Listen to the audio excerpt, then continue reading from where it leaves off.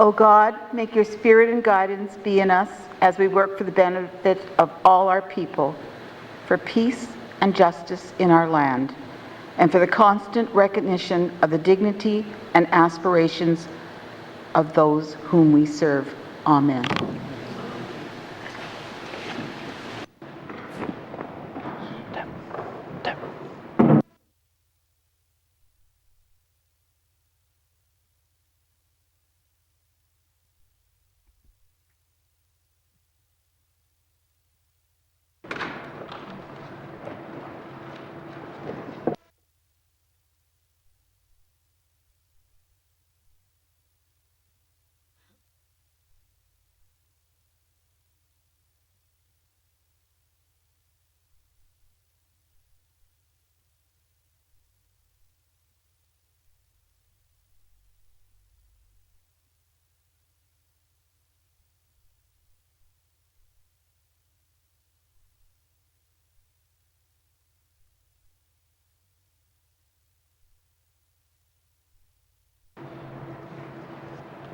Minister statements. Minister statements. Minister for the Northwest Territories Housing Corporation.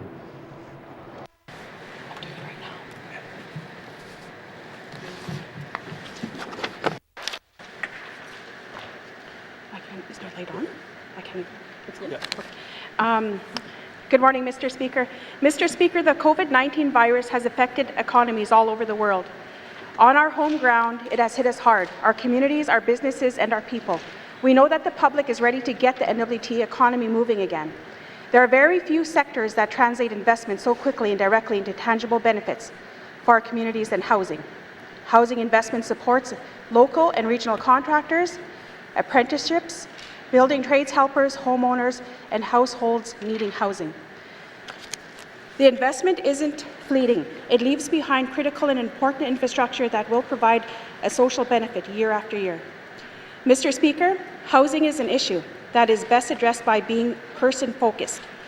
Person-focused is how we approach the delivery of our programs, but it is also important in how we deliver infrastructure and capital projects. Our 2020-2021 Housing Capital Investment Plan will bring in much-needed employment and apprenticeship opportunities for many in our smaller communities. COVID-19 has left them in either economic hardship or economic uncertainty as we try to get back to our normality. Mr. Speaker, the Northwest Territories Housing Corporation 2020-2021 capital project delivery represents a total investment of over $43 million in the Northwest Territories. Approximately 90% of this amount is targeted for housing projects outside of Yellowknife, with the focus being on our smaller communities.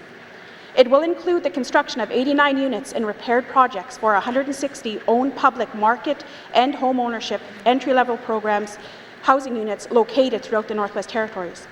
Highlights of our new construction includes 22 new replacement units across the Northwest Territories, includes 6 market and public housing units in Beshico, 2 market housing units in Hay River, 4 market housing units in Toledo, 6 public housing units in Delaney, 2 public housing units in Fort Smith, 2 public housing units in Uliahuktuk, 1 seniors 9-plex in Fort Good Hope, 8 single occupancy public housing units in Yellowknife, 4 new home program units in Fort Resolution, Toledo, Delaney, and Tuktoyaktuk, 45 market housing units for RCMP. They will be located 6 in Fort Smith, 3 in Norman Wells, 17 in Inuvik, 7 in Fort Simpson, and 12 in Hay River. This year's unit repairs also include a major energy project in Yellowknife for the conversion of oil-fired furnaces to biomass heating.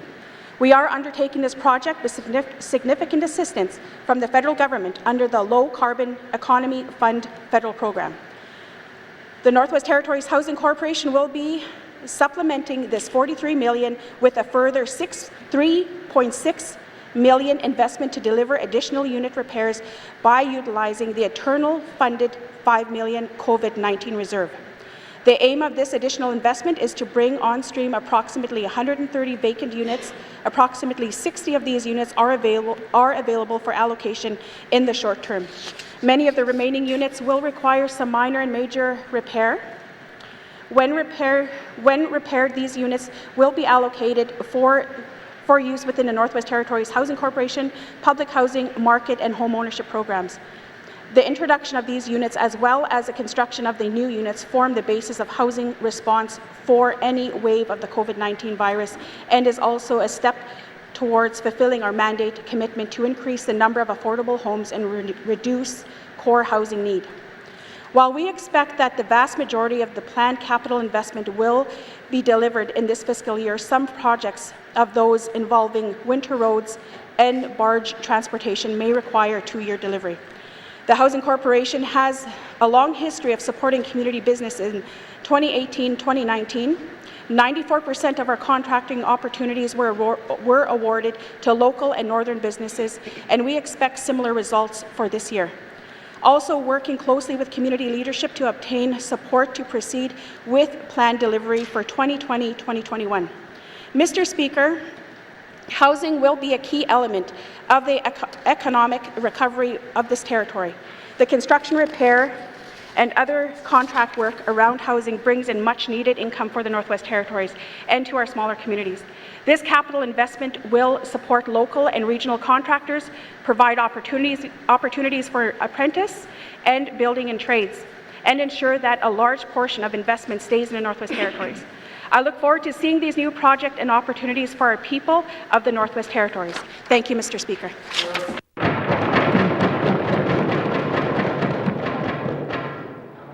Thank you, Minister.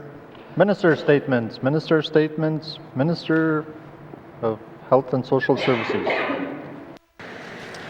Mr. Speaker, earlier I spoke about the public health response to the COVID-19 pandemic. Today, I would like to highlight how our health and social service system is responding to this unprecedented challenge. The Chief Public Health Officer is leading the public health response and providing subject matter expertise to health and social service system and the Government of the Northwest Territories on pandemic planning requirements. Our first step in responding to the threat of the COVID-19 was to activate the Emergency Operations Centre, or EOC, on March the 11th, 2020. The EOC assesses risks, identifies mitigation measures, and coordinates the health and social service systems response to and recovery. It includes representatives from the Department of Health and Social Services, the Health Social Service Authorities, and the Department of Finance and the Northwest Territories Emergency Measures Operation, led by Department of Municipal and Community Affairs. Mr. Speaker, this early coordination of our health and social service system response allowed for the necessary service adjustments to support the public health orders. This included reducing non-essential health services in order to ramp up testing, contact tracing, and care for those who may test positive for COVID-19. We also put in place measures to manage our personal protective equipment inventory for frontline healthcare workers, and we're working closely with the Public Health Agency of Canada to secure our supply. To safeguard residents living in long-term care facilities, guidelines were implemented to reduce visits, institute daily temperature checks, and health screening. Service providers also implement protocols in relation to the use of personal protective equipment and enhanced disinfection practices well before we had any cases in the Northwest Territories. Mr. Speaker, in order to meet the requirements for physical distancing and provide timelier access to care, our health system has expanded virtual care. This enables practitioners to meet with each other and a patient over distance. It also reduces physical patient interaction in waiting rooms with clinical staff and with providers through the use of phone visits and video conferencing, as well as providing remote access to the electronic medical records. We have also accelerated primary health care reform in Yellowknife in order to support the rollout of virtual care and maintain continuity of services while physician resources are redeployed to other services in the system. We have now moved to an integrated care team model, which gives clients access to dedicated primary care team rather than just a doctor. We are also testing some outreach approaches to provide primary care services to individuals being served by shelter organizations in Yellowknife. Mr. Speaker, at the same time, the three health social service authorities have been working diligently to address and prepare for the surge of transmission of the COVID-19 virus. This coordinated approach across the Northwest Territories healthcare system is crucial to ensure all resources are aligned in order to achieve the best possible outcomes for patients, staff, and the residents of our territory at various stages of this pandemic response. This four-stage response plan is based on principles that acknowledge the pandemic response is our government's primary priority, that all response activities are coordinated and resources must be managed system-wide. It also focuses the response with capabilities of our system, maximizing and mobilizing staff where needed, moving patients to where care can be provided, redistributing supplies and equipment where and when needed, and the appropriate triage of care, including centralizing hospitals in Yellowknife and Edmonton for patients with severe symptoms. This plan demonstrates a thorough and realistic approach to respond to COVID-19. The Health and Social Service Pandemic Response Plan is being shared with members of the Legislative Assembly and will be made public as soon as possible. Mr. Speaker, the safety of children and youth in our care has been central to our COVID response. We are taking every opportunity to improve the quality of our child and family services to positively impact outcomes for children and youth while working within public health measures. During the containment phase of the pandemic, most face-to-face visits were temporarily suspended. These temporary suspensions were in place to make sure children, families, and frontline workers are safe. Child and Family Services staff made use of virtual technology to keep children and their families connected with each other and frontline workers.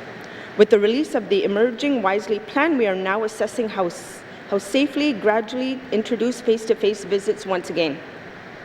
We are offering one-time short-term financial support to help families with their basic needs if they cannot get enough assistance from other programs, and we have extended support services for youth in care and young adults who are aging out of these services during the COVID-19 pandemic. We are also working with the Foster Family Coalition of the Northwest Territories to respond to the needs of our foster caregivers and to provide ongoing support and communication. We have established respite services for foster caregivers in Northwest Territories to support them during the COVID-19 pandemic and have established clear protocols should a child in their care require testing or care for COVID-19. Mr. Speaker, I want to take this opportunity to thank all our frontline health and social service workers for their hard work and dedication to the people they serve. I recognize there are many challenges ahead and know that you will continue to serve our residents, as you always have, with professionalism, compassion, and commitment. Our health social services has responded quickly and effectively to the COVID-19 challenge to date. I am confident that we are well prepared to respond should there be a surge in COVID-19 transmissions in the future. However, it remains critically important that we all remain vigilant in following the public health measures to limit the spread of COVID-19 and minimize the demand on our health social service system. We are stronger and healthier if we act together. Thank you, Mr. Speaker. Thank you, Minister. Minister statements. Minister statements. Member statements. Member for Tabacha.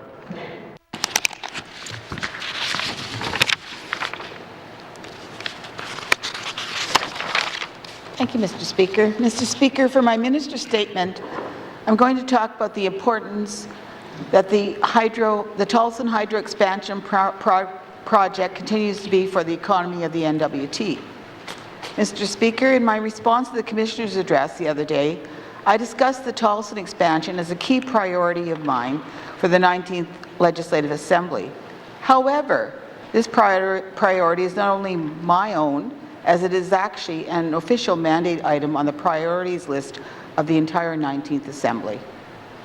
Therefore, it is incumbent on all of us in this House to ensure that this major infrastructure project gets built. Mr. Speaker, we must also consider that given the economic fallout from COVID-19, the Government of the Northwest Territories should be more interested than ever to pursue this project in order to help spur economic growth and ultimately reduce power rates for the people of the N.W.T. This pandemic has caused a serious downturn in our economy. So it is extremely important that we stay the course with this hydro expansion, as it will be vital in our economic recovery for the long term. In addition, Mr. Speaker, I want to add that I find it very concerning that several members in this House has repeatedly talked down toward this project and openly wish that it will never get built.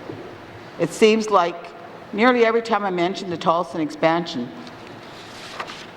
people in this building get defensive and shoot down the idea right away. Well, that should not be happening anymore, because we MLAs have already decided as a group at the beginning of the Assembly that this project would be pursued and go forward during the life of the 19th Assembly. Mr. Speaker, as I've said in previous statements, this project has the capacity to nearly double the N.W.T's current hydro capacity output and would help save our territory's power needs for years to come. This hydro expansion would provide the N.W.T with more renewable energy, create job opportunities, and will set the pace for a vibrant economy in the future. This has to remain a priority in order to secure any significant long-term investments to the N.W.T. We need this infrastructure if we want to sustain and grow our territory's economic development, especially during a time of economic recovery as we are now in. I will have questions for the Minister of Infrastructure later. Thank you, Mr. Speaker. Thank you, Member for Thabacha. Member statements. Member for N.W.T. Mr. Speaker, February 2018, a former member, Wally Schumann, Minister of Infrastructure at the time, gave a statement, planned improvements, he said, in airport runways across the territory. There's many studies been done and across the N.W.T for subsurface and drainage problems that we have in our small communities. Mr. Speaker, Sachs Harbour has a problem. We cannot land King Air 350s for medevac service. Only planes that could come in are Twin Otters now with Tundra tires because of the saturation in the airport runway. I worry for my constituents. The Minister pointed out that day that the work was going to be done, and it still hasn't been done. In February this year, Mr. Speaker, current Minister of Infrastructure gave an update to airports which pointed out GNW's intention to fix the airport drainage problem in Sachs Harbour. Minister Knockleby pointed out that many communities across the north have essential services to this reason for maintenance and improvement activities, particularly important to ensure effective travel. This work, she's noted, will increase resiliency in airports and affect climate change. Mr. Speaker, my question to Minister today is simple. Why hasn't the work been done? When is it going to get done? Let me know why, Mr. Speaker. Why is it so important? Last week I had spoke with our Acknowledgements Air local carrier that flies into the community, costing them $58,000 to bring in a Twin Otter with Tundra tires with an air crew per month on them, when our government is supposed to be giving a runway that's acceptable to land any aircraft. By the government's own admission, maintenance and work is essential to operations in airfield. Concerned about the safety of my constituents is priority. No medevac planes. When are you going to get your mail? When are you going to get your food? In regards to it, because ACLAC doesn't have a Twin Otter right now. What's happening? I don't know. I'm waiting for a call from the president of ACLAC Air. Mr. Speaker, I'm concerned. As an MLA for N.W.T, hearing about this problem from my constituents, being advised by the ministers problems or delays, I want to remind the minister in the House for keeping regular members informed and ongoing projects in our constituencies. And Mr. Speaker, I will have questions for the minister at the appropriate time. Thank you, sir. Thank you, Member for N.W.T. Member statements. Member for Mumfway. Mr. Speaker. Mr. Speaker, over the last few months, there's been so many deaths in Murphy riding. Most of them involve alcohol or other drugs. My constituents are very concerned about the well-known fact that our people passing away one by one, all because of addictions. Mr. Speaker, the last treatment facility in Northwest Territories shut down in 2013. Almost immediately, the people of Northwest Territories began requesting again and again and again for treatment facility to be reopened up in the territory. That has obviously fallen on deaf ears for all these years. Mr. Speaker, let me paint a picture for you. The last Kingston citizen who passed away tried his best to deal with his addiction issue. Yes, he did. He worked very hard on himself, signed up for and got accepted into the Fresh Start program in Calgary. Mr. Speaker, upon his return home, there was no follow-up or aftercare program. He was homeless, ended up back on the streets in Yellowknife, and back, of course, to the bottle. His sister did a radio interview following her brother's unfortunate passing. She mentioned her own journey going back to 1995. She completed her own program, treatment program in the South, returned home to Bishopcombe, immediately had to move to Yellowknife, Mr. Speaker, because there were no aftercare program or support services in Bishopcombe. Mr. Speaker, as you can see, addiction is affecting the entire families and the communities. Mr. Speaker, sadly, this is a familiar story for far too many. Our people deserve better, and most certainly deserve better for from ourselves as 19 Assembly members. When will be enough is enough, Mr. Speaker? I will have questions at the appropriate time for appropriate minister. Merci. Thank you, member from Umpqua. Member statements. Member statements. Member for Kamloops. Thank you, Mr. Speaker. Mr. Speaker, the International Monetary Fund is calling the pandemic's devastation of the global economy the Great Lockdown. Its impacts are predicted to be worse than both the 2009 Great Recession and the Great Depression of the 1930s. According to the Conference Board of Canada, Canada's economic contraction during the second quarter of 2020 is estimated to be a staggering 25% due to COVID-19 shutdowns. The Conference Board is at least optimistic that a rebound will start later in the year, but by this time, many businesses and the jobs they bring will be beyond devastated.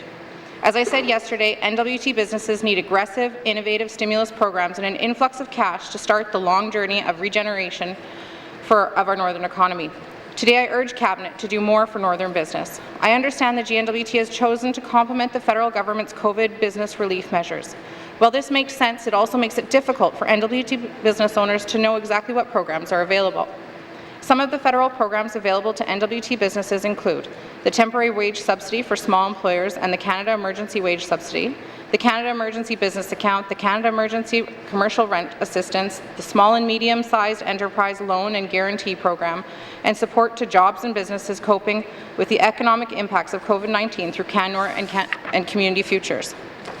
The N.W.T. has paired a waiver of transportation fees until the end of June for the Deschaux Bridge tolls, truck permits and airport landing fees, improved payment terms by the N.W.T. for government vendors, a due date extension for WSCC employer premiums, a waiver of airport fees for all businesses at N.W.T. airports, including leases, licenses and concession fees, and the buyback of unopened liquor from licensed establishments. I don't claim that this is a full list of supports currently available because I cannot find a list on the N.W.T. website. This list was built by tuning in to Prime Minister's daily federal updates. I strongly urge the government to pull this information together and make it easily visible and accessible for N.W.T. business operators. I must echo my colleague from Yellowknife Centre who asked why the N.W.T. isn't making grant money available to N.W.T. businesses through the BDIC's $30 million surplus. Many business owners simply cannot afford to take on more debt, no matter how favourable the terms of the loan. I would like to see the N.W.T. take an inventory of business supports being offered by other Canadian jurisdictions to inspire more innovative and impactful recovery supports. For example, the Alberta government subsidized its WCB to cover 50% of employer premiums for 2020 and deferred premium payments until 2021. Mr. Speaker, I seek unanimous consent to conclude my statement. Thank you. The members seeking unanimous consent to conclude your statement. Are there any nays? If there are no nays, you may conclude your statement. Thank you, Mr. Speaker. Mr. Speaker, I appreciate the N.W.T. may not be in a position to afford a subsidy of this $350 million magnitude, but it could perhaps offset some employer premium costs, improving the WSCC's current offer. The current business supports offered by the GNWT are not enough, and the GNWT must do more now. Kamlik. Member statements. Member statements. Member for Inuvik-Twin Lakes. Thank you, Mr. Speaker. I would like to discuss the nursing shortage in the N.W.T. and how our hiring process is working against us. As someone who is very familiar with the hiring practice in this area, as well as the difficulty in staffing healthcare professionals, we need to look at how we do things. In my experience, it's more beneficial to be hired as a locum than it is to sign on indeterminate. There are also times when staff choose not to extend terms or do not want to take on an indeterminate position and instead choose to become a locum or work short-term casual contracts because they get more perks. Mr. Speaker, as a locum, you can pick and choose when you want to work in the N.W.T. as we are always short. You get your flights paid back and forth from your home residence anywhere in Canada to your place of work. When signing on as a locum, if you're guaranteed full-time shifts during your contracts as well as overtime, you're entitled to the Northern Residency Allowance on top of your hourly pay, evening and weekend shift premiums if you're a shift worker, just as terms and indeterminate employees. From my understanding, recent changes to the collective agreement that made terms no more than 24 months at which then you have to become indeterminate, because you lose your removal allowance. This has previously used to be up to 48 months. Why would we not want them to stay longer? Then there are the job shares where they can be 6 weeks, 8 weeks, some might be longer, that work half-time in term or indeterminate positions who also get their flights to and from their home covered. When in Inuvik, they get residence or put in hotels and pay a lower market rent. Terms have to rent privately and remain in the community just as indeterminates would. The only difference is they get 100% removal when they fulfill their contracts. The staff that sign on indeterminate pay market rent, they don't get any travel, they often are stressed when it becomes time for summer, spring break, Christmas break. That's because they are essential staff. They may not get vacation if short-staffed, or at least what they wished for vacation, if casuals cannot be confirmed. Mr. Speaker, there needs to be a better way to have indeterminate staffing more appealing, as this would not only provide a stable workforce, but a better continuum of care for our residents. I will have questions for the Minister of Finance. Thank you, Mr. Speaker. Thank you, Member for Inuvik-Twin Lakes. Member statements. Member statements. Member for Yellowknife North. Thank you, Mr. Speaker. I believe this Assembly needs to take drastic steps to become a more open and transparent and digital government, Mr. Speaker. I would like to thank the last Assembly for all their work on the Access to Information and Protection of Privacy Act. I believe that ATIP Act is truly one of the best in the country. Yet, Mr. Speaker, it is still not in force. And during this pandemic, I have heard no shortage of complaints from both media and the public that not enough information and data is available. Mr. Speaker, the Information and Privacy Commissioner presented her annual report to the Standing Committee on Government Operations this week. She acknowledges the new ATIP Act is great, but is concerned that not one single GNWT department is capable of implementing it, Mr. Speaker. Mr. Speaker, I believe there is a culture across the GNWT of using ATIP as a shield, whereas when media makes a request, they say go through ATIP as a way to defer the story. Mr. Speaker, the Information and Privacy Commissioner said proactive disclosure would lower her office's workload by as much as 50%, similarly for departments as well, Mr. Speaker. However, Mr. Speaker, there are many steps to getting to proactive disclosure. The first and most important is proper records management. And Mr. Speaker, I believe the records management and the data collection across the GNWT is severely lacking. Mr. Speaker, one way to start tackling this problem is through a pilot project. The federal government has a pilot project called Open Default. I believe we need a similar project. This would essentially mean opening up departments' working documents, their version of DIMS, to the public. I think a very easy start would be education, culture, and employment, perhaps the Prince of Wales. I assume our archivist's records are in good keeping. Mr. Speaker, in our previous government, we had a minister responsible for transparency, we no longer have that portfolio. I believe the policy that was created by that minister is a good start. However, the implementation is severely lacking. Given the way this government has adapted to COVID-19, the N.W.T must take large steps to become a digital and open government, and I believe that must be a priority going forward. Mr. Speaker, I believe the first step along this is to make a clear minister responsible for open government, and I believe a clear department to have the authority to clean up the records across the N.W.T. Mr. Speaker, I will have questions for the Premier of whether she is willing to create such a position and make sure we actually do some implementation work on becoming a digital government. Thank you, Mr. Speaker.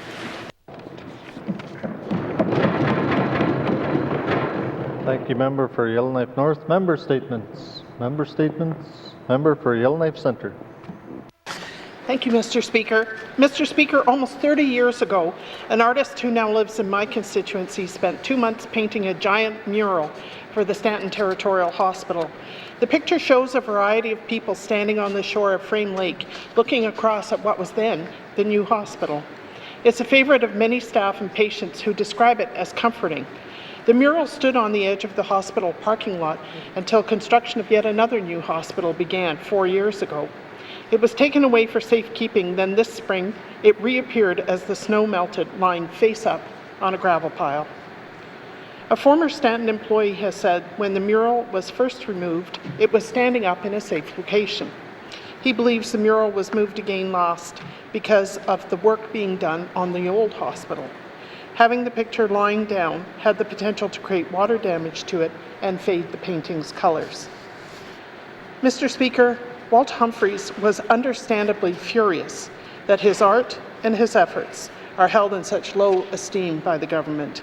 After a week of behind-the-scenes efforts to have government acknowledge its responsibility to rescue the mural and store it properly, public pressure has prompted the Department of Infrastructure to move the mural inside until plans are finalized to put it back up on the Stanton campus.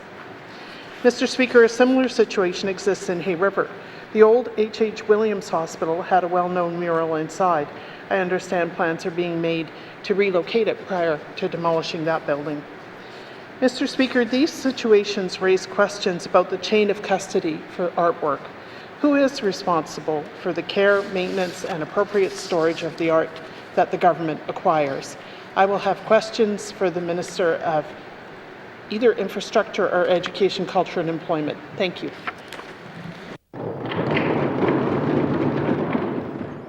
Thank you, Member for Yellowknife Centre. Member statements. Member statements. Member for Frame Lake.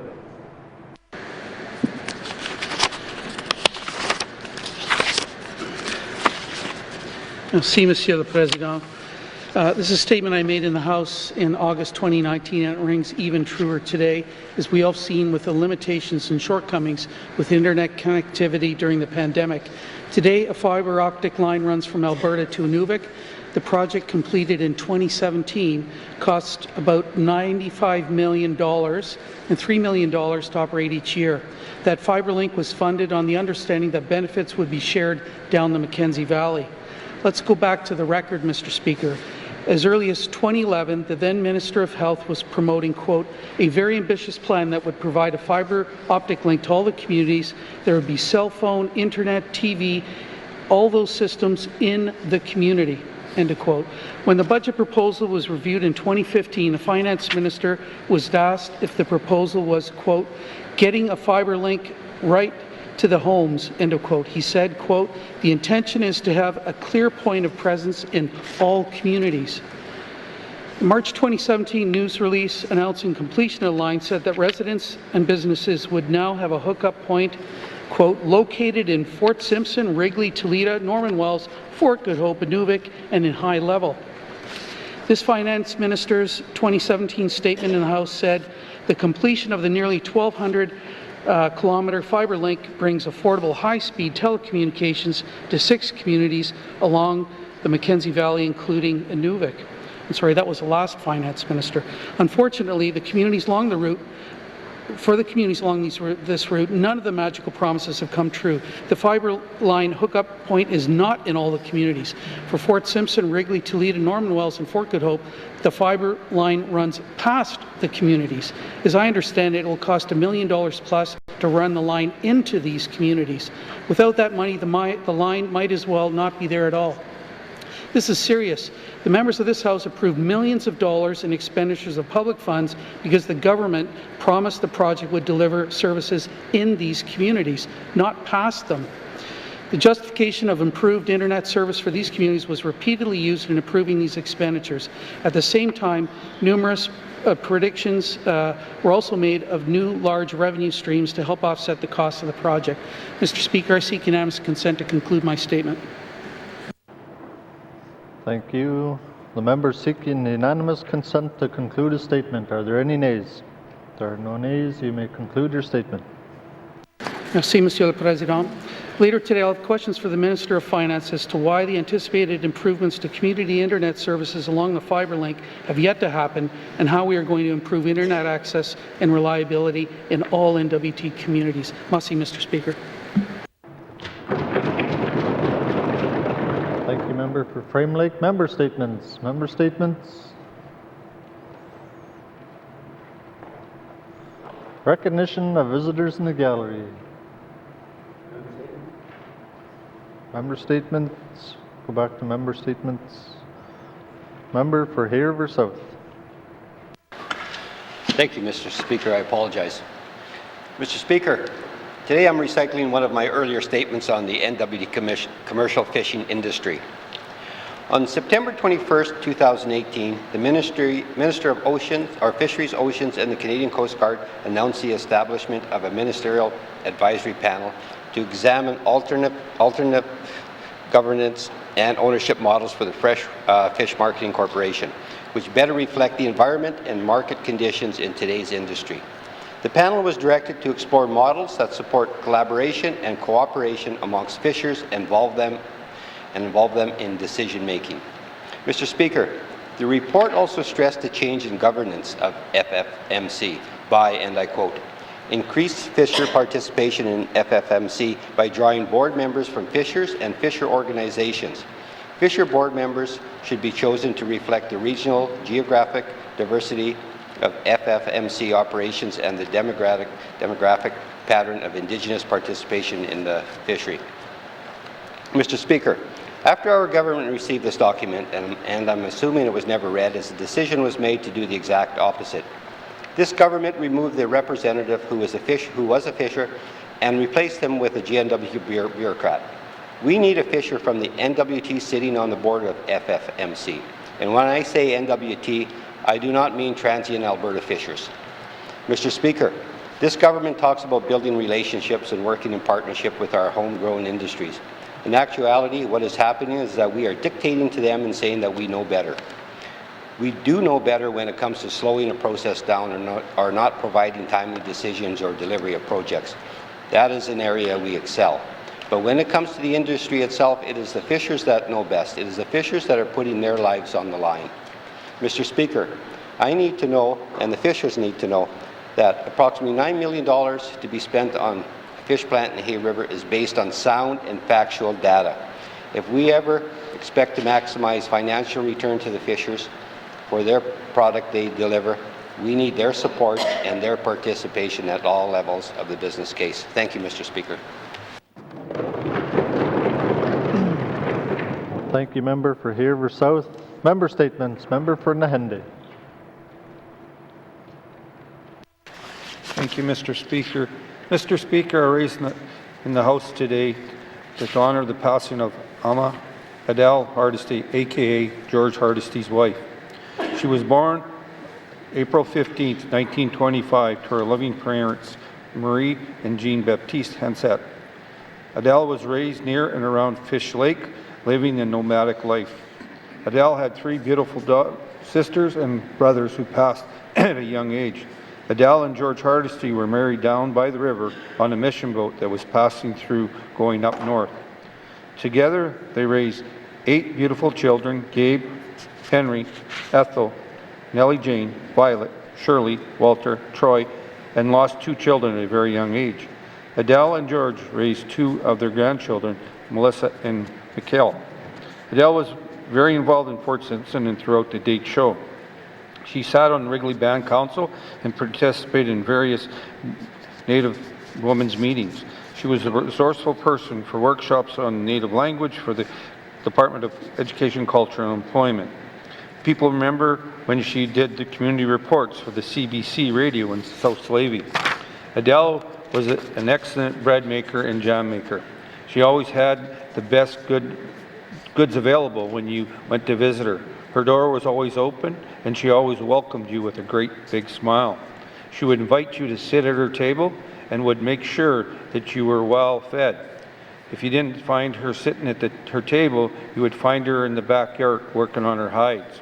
She was known to have the best system set up for the tanning hides, and her son Henry would always say that she always had the best smelling perfume. Adele was blessed with 21 grandchildren and 1 great-great-grandchild. She always had a way of making each grandchild feel special by giving them a nickname and a song. Adele made sure she prepared the family for her passing. The family wanted her to know that they will be all right. She raised an amazing, crazy family. We will all miss her immensely. For now, rest in peace. We are sure George is happy to have his amazing wife with him. The Hardesty family would like to thank everybody for their loving support and prayers during their time of sorrow.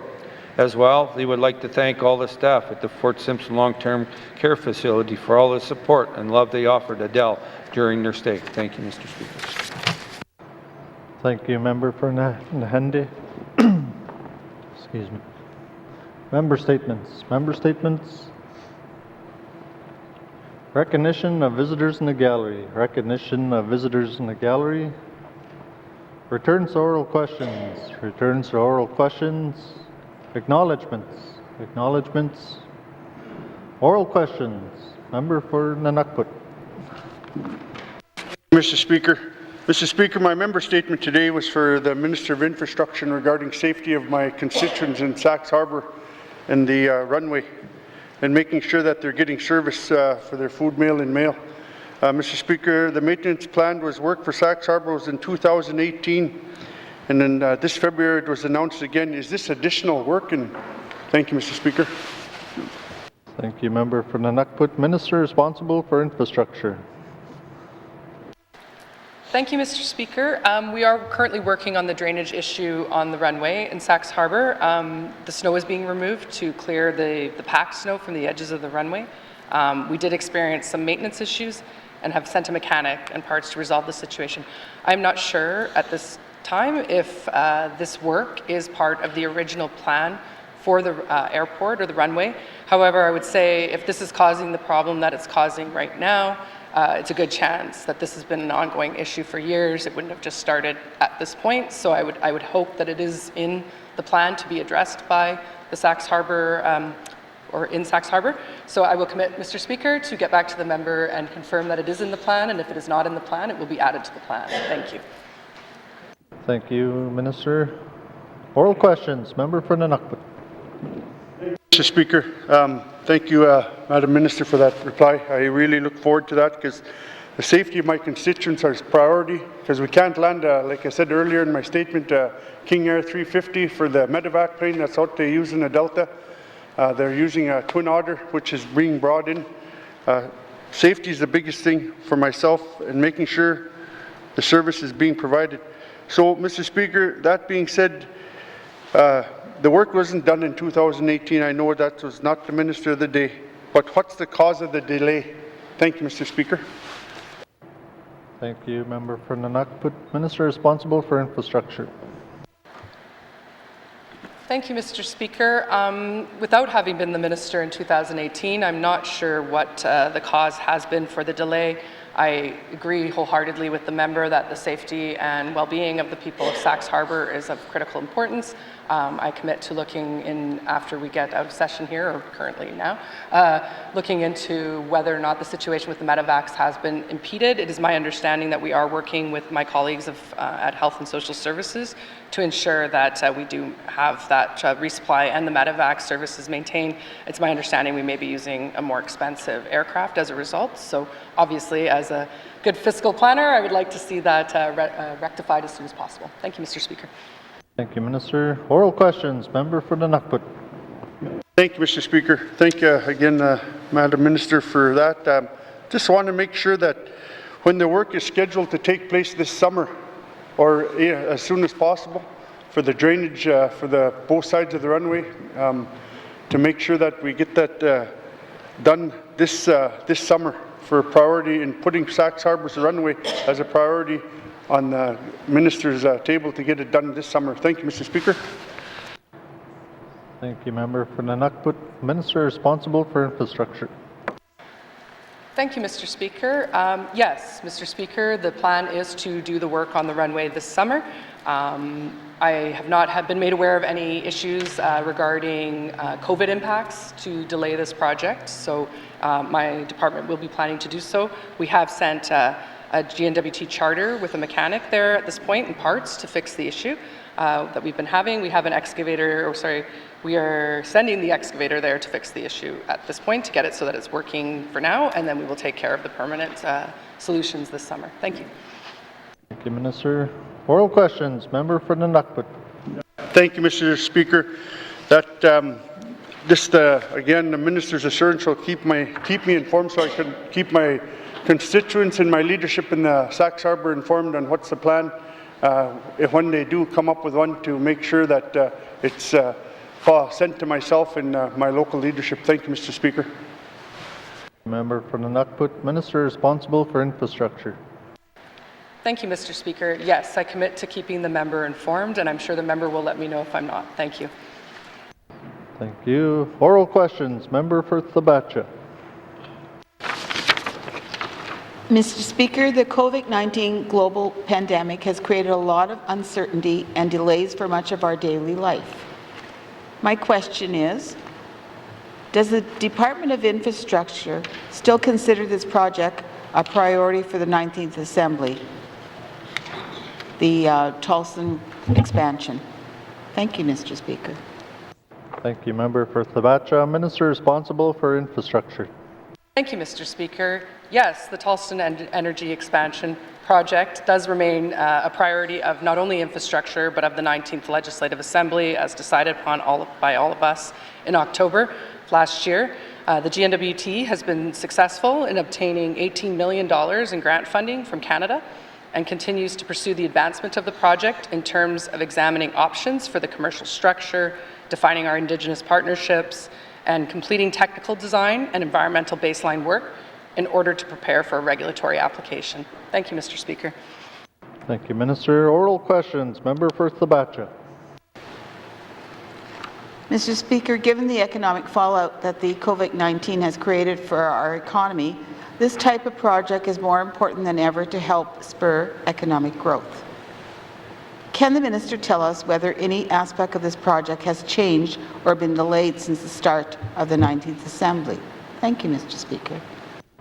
Thank you, Member for Thabacha. Minister responsible for infrastructure. Thank you, Mr. Speaker. Our work on this important project does continue. The COVID-19 situation may impact the nature of engagement around the project, and that's something that we're going to have to figure out as a government as a whole. How do we do engagement in a time where we can't necessarily meet in person, and if not, we'd be in violation of the CPHO. So we're just currently working on establishing the appropriate safety protocols and measures in order so that we can continue with the Indigenous engagement and the stakeholder engagement that we've promised to do.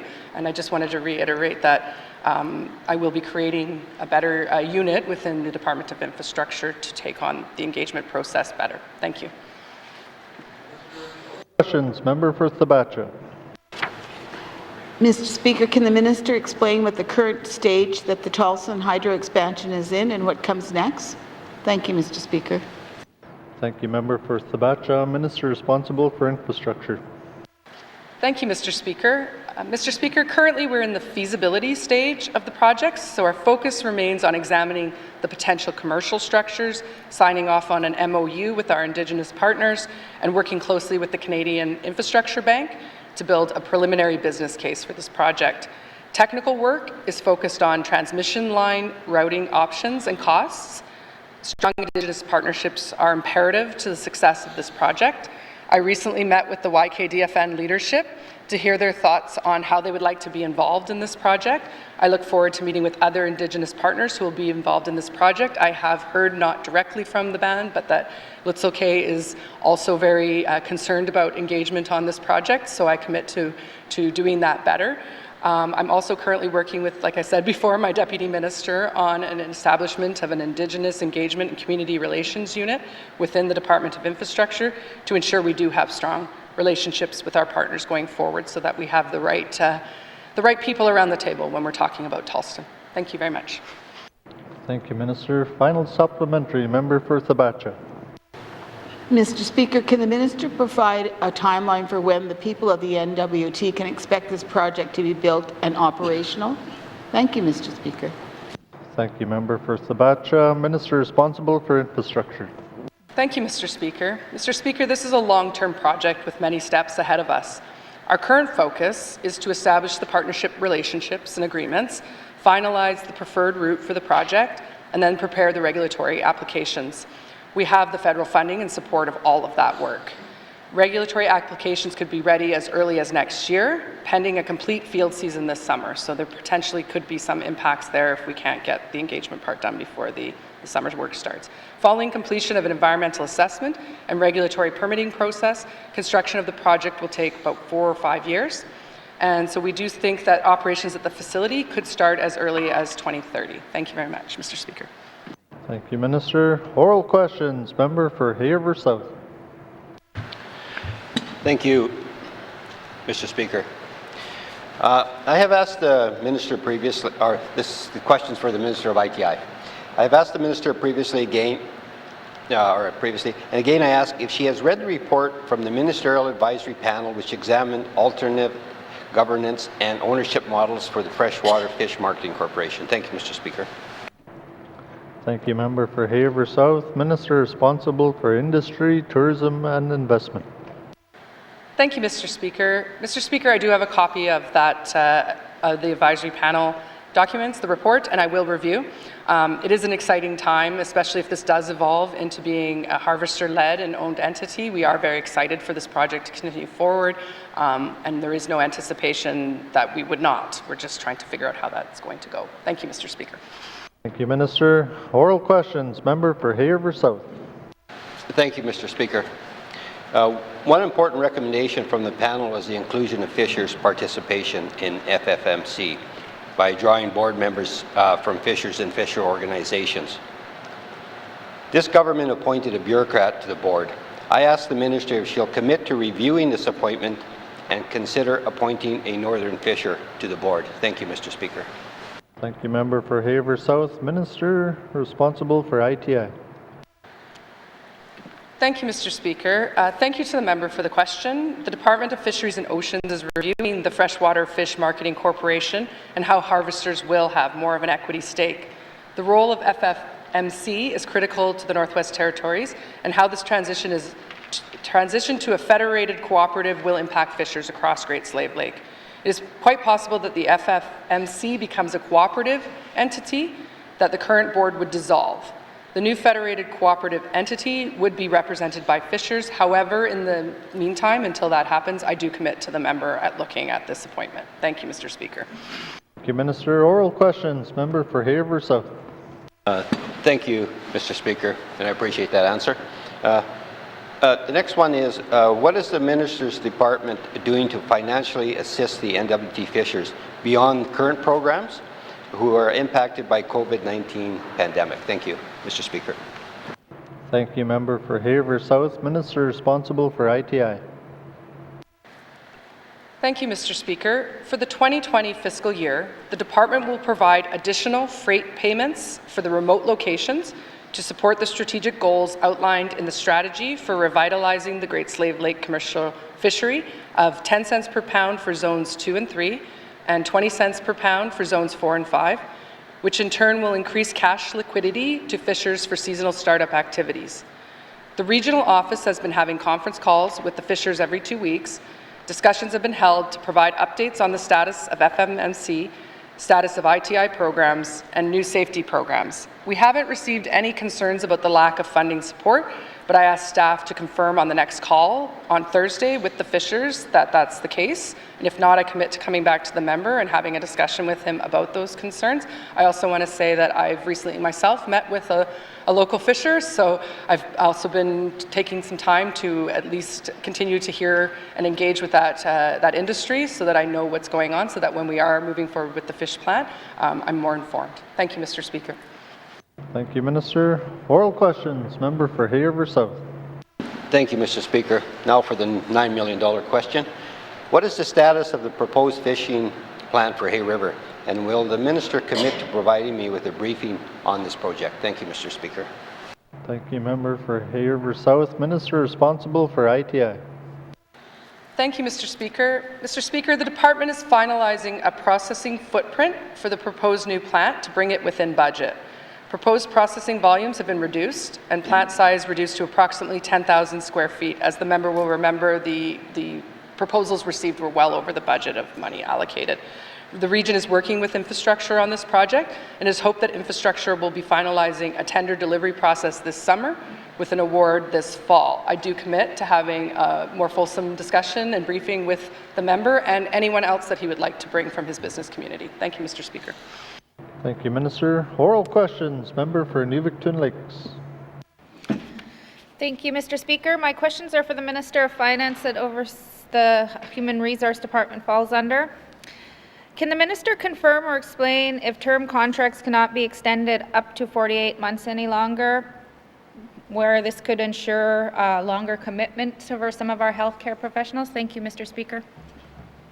Member for Nuvik-Twin Lakes, Minister responsible for Finance. Thank you, Mr. Speaker. Yes, Mr. Speaker, the new collective agreement now has 24 months as the benchmark and no longer 48 months. Thank you. Thank you, Minister. Oral questions. Member for Nuvik-Twin Lakes. Thank you, Mr. Speaker. Knowing within my past experience looking through the collective agreement, when somebody is here for up to 48 months, they get 100% removal. If they choose to stay on past that and sign on as an indeterminate, then they fall in, there's a removal. And this is what staff look at. And as the years that you stay within the government, you get so much percentage of removal. So when it used to be up to 48 months, if they decided they love the place that they're living, they would comfortably move into an indeterminate. So can the minister explain to me why this change was made? Thank you, Mr. Speaker. Thank you, Member for Nuvik-Twin Lakes. Minister responsible for Finance. Thank you, Mr. Speaker. Mr. Speaker, I will say I listened quite intently, and I'm well familiar that the member has a lot of experience in terms of hiring in an area that is under a lot of stress in terms of hiring healthcare workers. So, Mr. Speaker, I'm not in a position right now to explain the details of how the collective agreement was negotiated on this particular point, but I certainly intend to inform myself on it. I know, and I will reach out to the member and to a relevant committee if they're interested.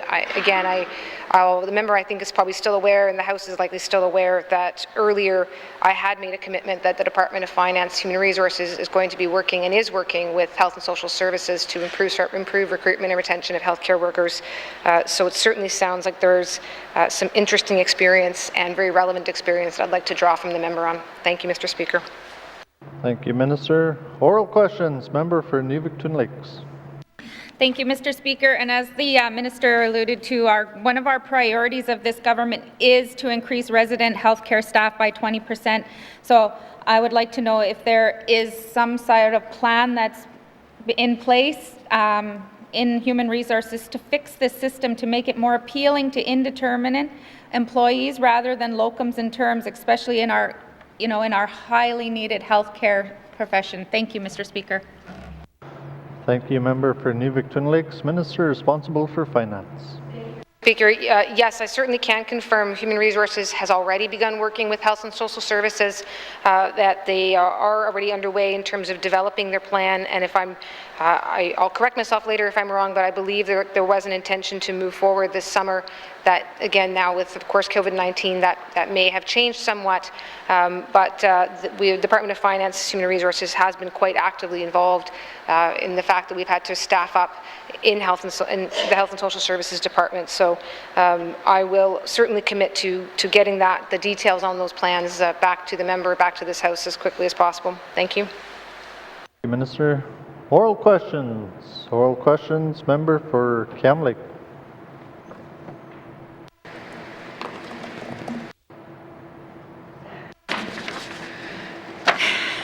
Thank you, Mr. Speaker. Mr. Speaker, my questions today are for the Premier today, because I believe that the kind of response required by the N.W.T to support small business will take a cabinet collaboration. Mr. Speaker, can I have the Premier's commitment that she will instruct her cabinet ministers to bring forward innovative suggestions on how more funding and support can be made available to N.W.T businesses as a result of COVID-19? Thank you. Thank you, member for Kamloops. Honourable Premier. Thank you, Mr. Speaker. Absolutely. We're already taking some movement in that way. It's one of the primary reasons that Minister Knockleby actually proposed the Business Advisory Council. The important thing, though, Mr. Speaker, is that we have to make sure that our compensations for businesses and stuff complement the federal government and not overlap, and that's a fine dance that we've been doing all the time. Constantly in my First Minister meetings, I keep talking about flexibility. The federal government seems to say, this is for this is for that, and we have businesses keep dropping through falling through the cracks all the time. So I have been asking for flexibility within that. But absolutely, we're already on that. Thank you, Mr. Speaker. Thank you, Honourable Premier. Oral questions. Member for Kamloops. Thank you very much, Mr. Speaker, and I completely agree with the Premier that we do need to demand flexibility from the federal government. But in that, I believe that we also need to make up for that here in the Northwest Territories, because our businesses simply can't afford to wait until the federal government is able to kind of work with our entire country to then give our northern businesses what they need to survive. So does the Premier see us in the Northwest Territories being able to provide an influx of cash as a government to businesses within the Northwest Territories ahead of waiting for the federal government? Thank you. Thank you, member for Kamloops. Honourable Premier. Thank you, Mr. Speaker. The government of the Northwest Territories has already provided some economic relief. The relief packages that we have put out there are available on our N.W.T website. If not, let me know and I'll get back to you on that. But we're trying to keep up as well as possible. The whole idea, though, is we need a coordinated approach. Like I said before, if we keep running to the federal government, which happened at the beginning, first it was tourism, and I'm trying to remember the order, it was tourism, and then it was Chamber of Mines, and it kept going. It's confusing for the federal government. That's why we're talking about having a plan that will actually come forward and say these are all of our needs, both social and economic. It's a better presentation to the federal government, and it makes us look more professional as a N.W.T. Thank you, Mr. Speaker. Thank you, Honourable Premier. Oral questions. Member for Kamloops. Thank you very much, Mr. Speaker. As a government, we've incurred many expenses because of COVID-19. And what I'm wondering is, we've incurred these expenses hoping that the federal government will down the road reimburse us for all of these. And so I'm wondering, does the territorial government kind of have a limit of how much COVID debt they are willing to take on or they can take on? And is small business and money to small business included in that plan? Thank you. Thank you, member for Kamloops. Honourable Premier. Thank you, Mr. Speaker. Absolutely, we're not waiting for the federal government to help businesses and residents of the Northwest Territories. However, we are advocating all the time, but I have to give credit to the federal government for what they've done. It's not fair to stand here and say that and blame the federal government. They're trying their hardest. They've given to us so far $23.4 million for us to use for COVID-19, mostly, of course, for health and social services, but for other expenses, because they gave us the flexibility in that. They gave us $8.7 million for airlines. They're promising more. They gave us $35 million for businesses recently. So, you know, I mean, they are trying the best they can. The question, though, is, are we tracking it? Absolutely, we're tracking it. So within the Department of Finance, it is responsible for tracking it. All finance directors in every department has a special COVID-19 code that they use to implement any of the expenses we're doing. So we're tracking, and we're trying to be as responsive as possible. Thank you, Mr. Speaker. Thank you, Honourable Premier. Oral questions. Member for Yellowknife Centre. Thank you, Mr. Speaker. Mr. Speaker, it's indicative of the question of public art that it's uncertain whether the question should be for infrastructure or for ECE, but I'm going to start with infrastructure. As I mentioned in my statement, the recent discovery of a hand-painted mural lying on top of a gravel pile on the Stanton campus raises questions about how the government tracks and cares for art that it acquires. So my first question is simply, who is responsible for the care and maintenance and the appropriate storage of art from the old Stanton Hospital? Thank you. Okay. That question is going to the Minister for ECE. See, it's confusing. Thank you. Minister responsible for Education, Culture and Employment. Thank you, Mr. Speaker. And we're trying to work with the other minister and the member to get some answers for questions here. So when it comes to the public artwork, it's the responsibilities of the department to care for it, to maintain it, to store it, and they can always reach out to the Prince of Wales Heritage Centre for advice. That's where the experts are. But that is the situation right now. Thank you, Mr. Speaker. Thank you, Minister. Oral questions. Member for Yellowknife Centre. Yes, thank you, Mr. Speaker, and thank you to the Minister of ECE for that answer. So is there a policy or are there guidelines in place that describe how art in the government's possession should be cared for? Thank you. Thank you, Member for Yellowknife Centre. Minister responsible for EC&E. Thank you, Mr. Speaker. And right now, there are no government-wide guidelines. However, not just ECE, but ECE in collaboration with all departments has put together the Culture and Heritage Strategic Framework. That's 2015 to 2025, and as well as a 4-year action plan that is 2019 to 2022. And part of that framework and action plan, one of the goals is to safeguard heritage, and including artwork in government buildings that requires special consideration and preservation. So we have put our mind to it, but the work hasn't quite begun yet. I'll leave it there. I won't answer all the questions in advance from the member. Thank you, Mr. Speaker. Thank you, Minister. Oral questions. Member for Yellowknife Centre. Yeah, thank you. I appreciate that information. I think the time has come to start that work of putting those guidelines in place. So my next question is whether there is a formal chain of custody for artworks so that when they come into the government's possession, they are tracked from the time that they come in to the time that they are disposed of, sold, given away, or in other ways come out of the government collection. Thank you. Thank you, Member for Yellowknife Centre. Minister responsible for EC&E. Thank you, Mr. Speaker. And no, there's not right now. The government has a lot of artwork. There's a lot of government buildings and they have lots of things on the wall. And that means there's artwork that could be worth virtually nothing, and there could be some large pieces like the member has referenced that could be worth quite a bit. And there was an inventory taken by ITI, I believe, about 10 years ago that looked at all of this, but nothing has been done since. And I think the reason for that is because of this massive artwork, it would cost more than all of the work combined is worth to inventory it. So I think that what's needed is a focus and identification of some of these special pieces and a system put in place to ensure that we know where those are, and that once they're done their useful life within the government, they can be preserved either by the museum or by an appropriate organization. Thank you, Mr. Speaker. Thank you, Minister. Oral questions. Member for Yellowknife Centre. Yeah, thank you, Mr. Speaker. I appreciate that answer. You know, I'm going to say that every artist who does a commission or makes a donation of art to the government feels that the piece is special. So deciding on which pieces are special, I think, is going to be somewhat problematic. But I think we owe it to these artists to acknowledge their work in the government's possession, to take care of it, and to make sure that it is stored appropriately when it's not displayed, or even that it's displayed appropriately. So I'm looking for a commitment to begin work on this whole area of managing public art as soon as possible. Thank you. Thank you, member for Yellowknife Centre, Minister responsible for EC&E.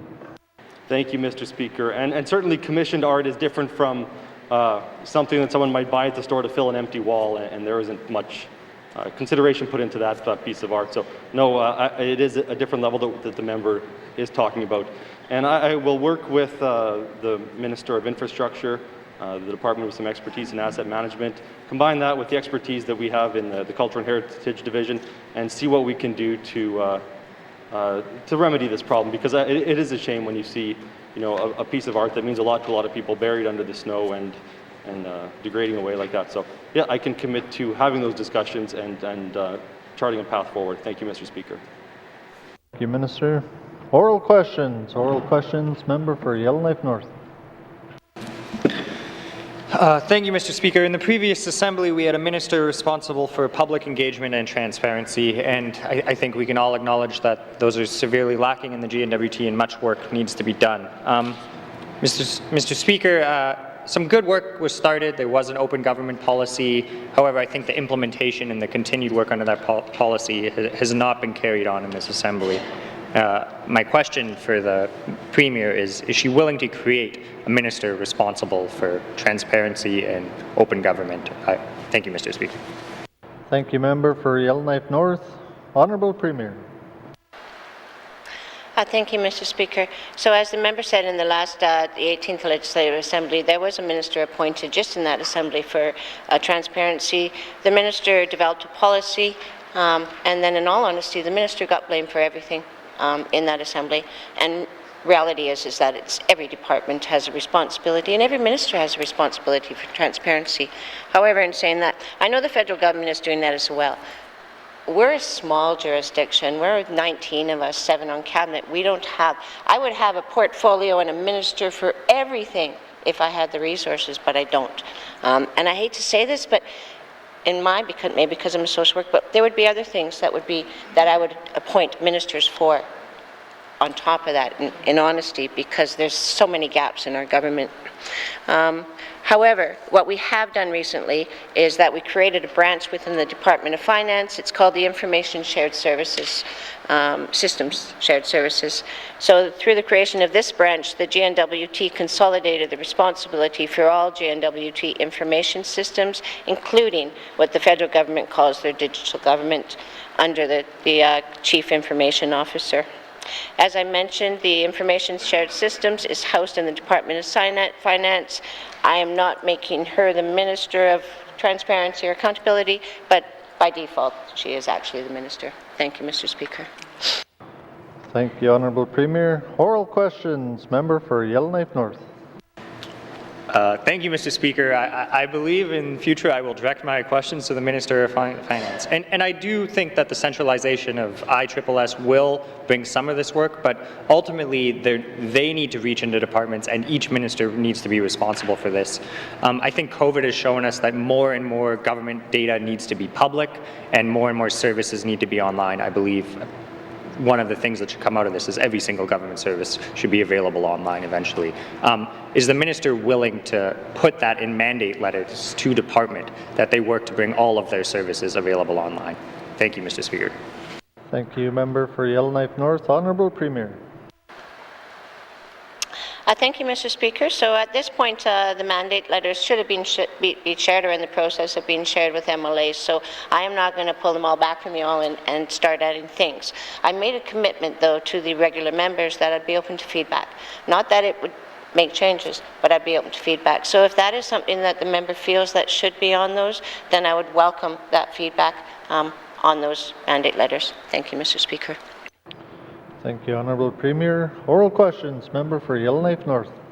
Thank you, Mr. Speaker, and that will be my feedback, that the mandate letters need to give clear direction to get departments to make this a priority, because when it sits on the side of different units' desks, it simply doesn't get done.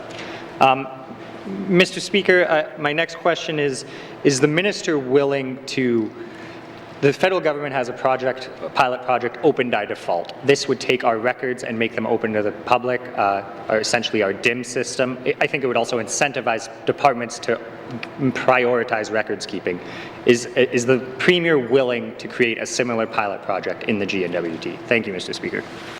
Thank you, member for Yellowknife North. Honourable Premier. Thank you, Mr. Speaker. I do have to use some notes for this. We all have strengths and weaknesses, and the members know that this is not my strength, so I'm using help. As the Information Shared System, Shared Services Branch moves forward with developing and formalizing the GNWT's approach to the delivery of services, consideration will be given to how we can make government documents available online. This work will be informed by the GNWT's open government policy and our obligation and responsibilities under the Access to Information and Protection of Privacy Act. In saying that, Mr. Speaker, I do have to acknowledge that all departments are trying their best to put as much information as possible. We are in an unusual situation in these times of COVID-19, so I do ask to be patient. Don't expect everything to be on tomorrow. But when there are gaps, also at the same time, let us know, because we are trying our best, all of government departments. Let us know and we will try to amend it. Thank you, Mr. Speaker. Thank you, Honourable Premier. Final supplementary, member for Yellowknife North. Thank you, Mr. Speaker. There are gaps. I think one of the gaps is that we have that open policy, and that work was started by the previous Minister of Transparency and Engagement, and that work has largely not been actualized. I'm unsure if the responsibility of that policy lies with ISSS. Can the Premier make sure that there is a unit or someone clearly in charge of implementing the goals in the open government policy which was developed? Thank you, Mr. Speaker. Thank you, member for Yellowknife North. Honourable Premier. Thank you, Mr. Speaker. I must say that we have an amazing cabinet here. As soon as the question was asked, I seen my finance minister shaking her head and said, I agree. And so, yes, we will make that commitment. Thank you, Mr. Speaker. Thank you, Honourable Premier. Oral questions. Oral questions. Member for Frame Lake. Merci, Monsieur le Président. My question is for the Minister of Finance responsible for the Mackenzie Valley Fibre Optic Link. My statement earlier today recounted how the expense was justified to this House as a means of connecting our communities to faster and more reliable internet services. All of the references portray the project as delivering high-speed internet services in the communities, not a mile away with $1 million hookup cost. Can the Minister explain why the promised improvements to internet services in the communities along the fibre link has not happened? Must see, Mr. Speaker. Thank you, member for Frame Lake. Minister of Finance. Thank you, Mr. Speaker. Yes, Mr. Speaker, the Mackenzie Valley Fibre Link is essentially like the highway that makes it possible for these communities to have access to high-speed internet. Without that fibre, without that highway, there would be no opportunity for these communities to have access. So right now, Fort Simpson, Wrigley, Toledo, Norman Wells, Fort Cohope, and Inuvik all have a point of access inside those communities, directly inside those communities. And the GNWT, that's the role that we had was in terms of providing that highway. We are the owner of that highway. But we're not the internet service provider, so we're not necessarily then going to take it from the point of access and run the line into somebody's home. We are, however, also a consumer inside those communities, meaning that we take it from the point of access in the community, bring it into schools, bring it into healthcare centres, and bring it into government offices. So, quite frankly, Mr. Speaker, there has been tremendous improvement because that ability of all of those government services now is to access high-speed internet. It is in those communities.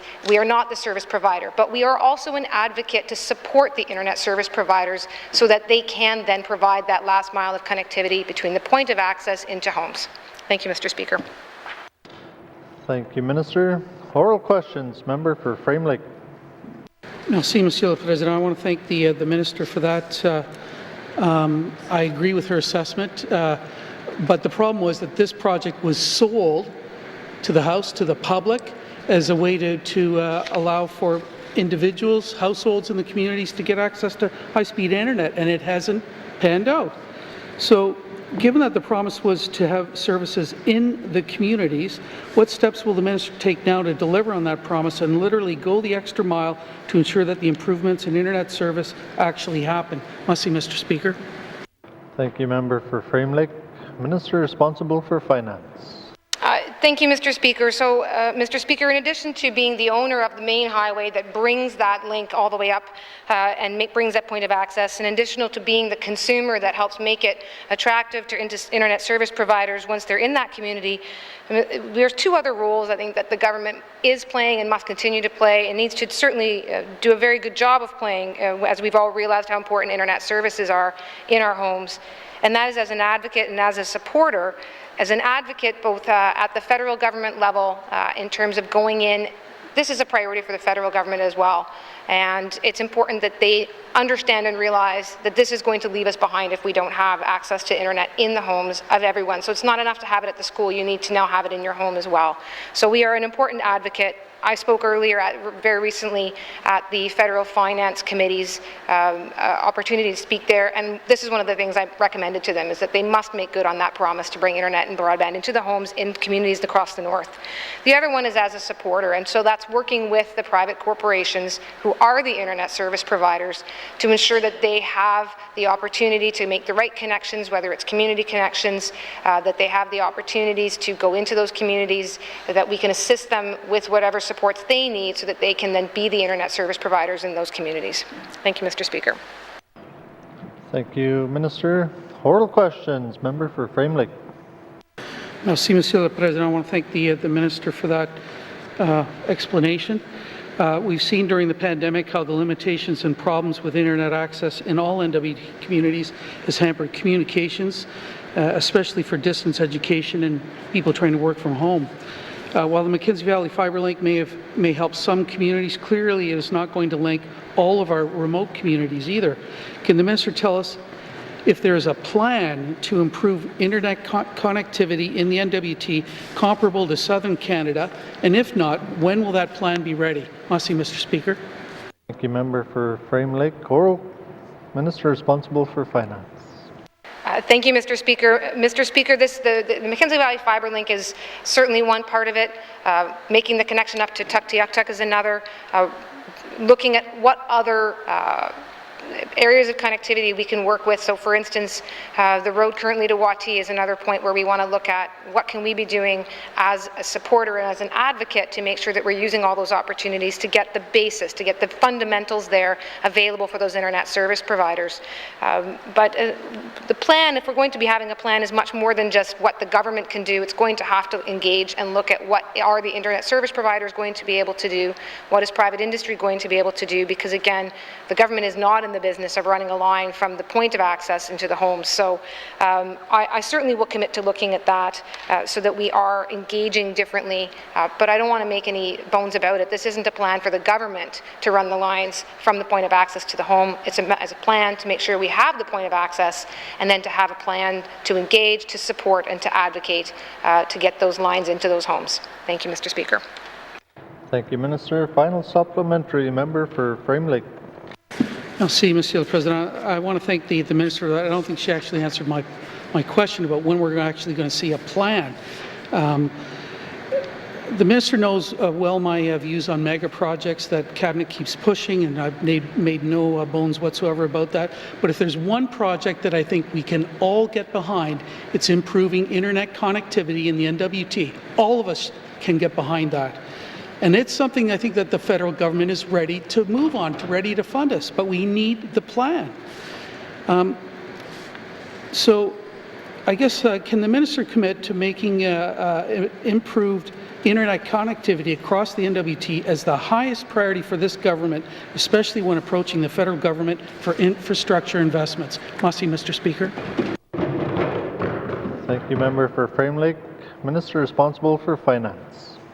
Thank you, Mr. Speaker. Mr. Speaker, I'm certainly not going to speak for the whole of the Assembly and determine which of our priorities ranks above one or the other.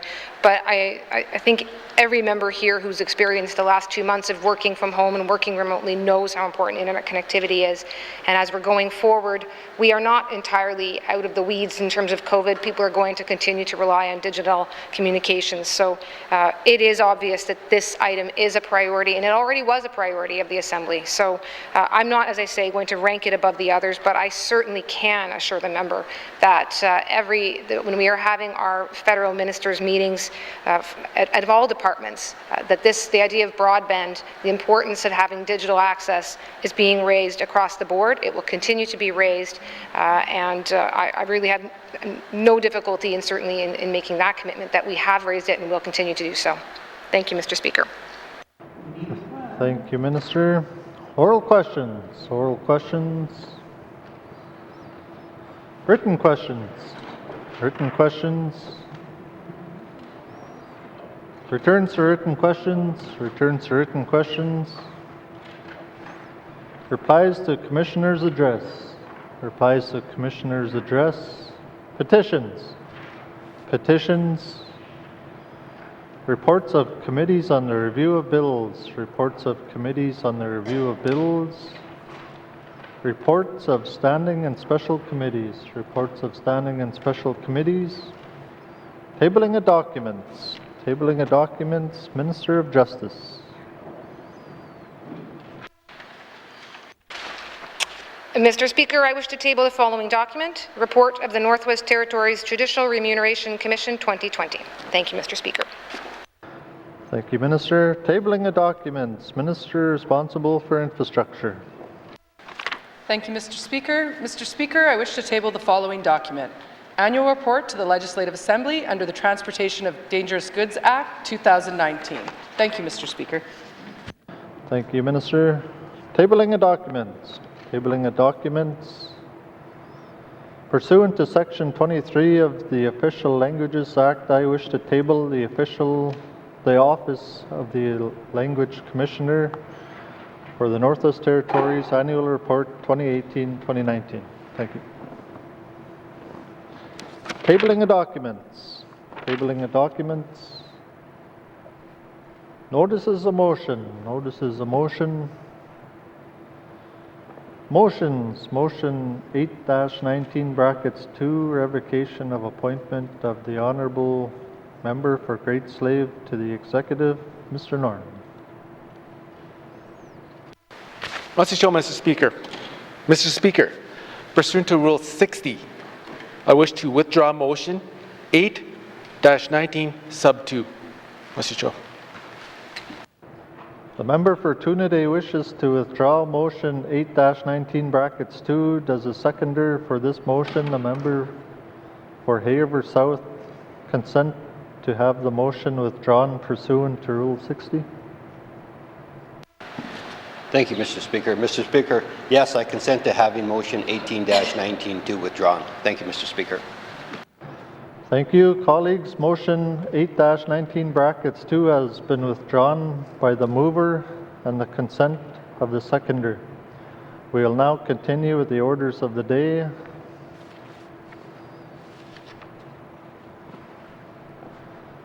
Item 17, notices of motion for the first reading of bills. Notices of motion for the first reading of bills. First reading of bills. First reading of bills.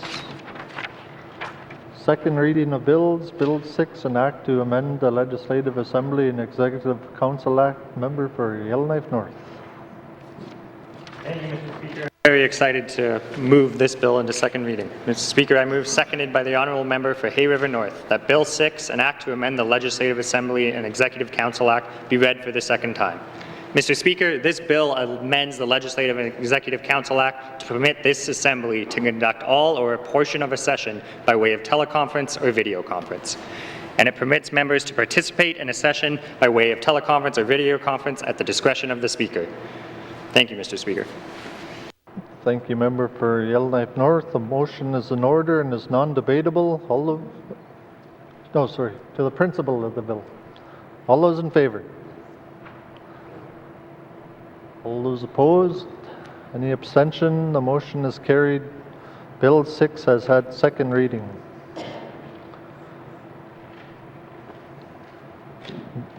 Member for Yellowknife North.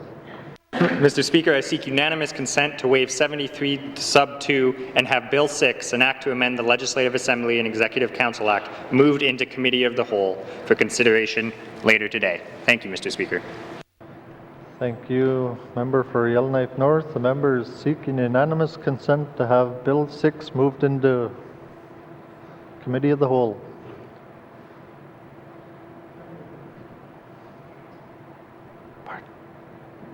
Are there any nays? There are no nays. Bill 6 will be moved into Committee of the Whole. Thank you. Consideration in Committee of the Whole of bills and other matters. Table document 30-19 brackets 2, main estimates 2020-2021 with the Department of Health with member for Yellowknife Centre in the chair.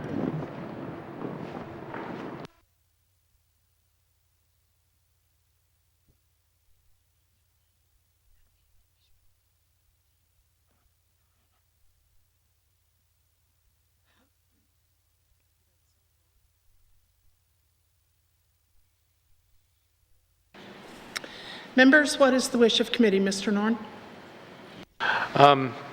Madam Chair, committee wishes to consider a table document 30-19 sub 2 main estimates 2021. Thank you, Mr. Norn. We'll resume after a short break.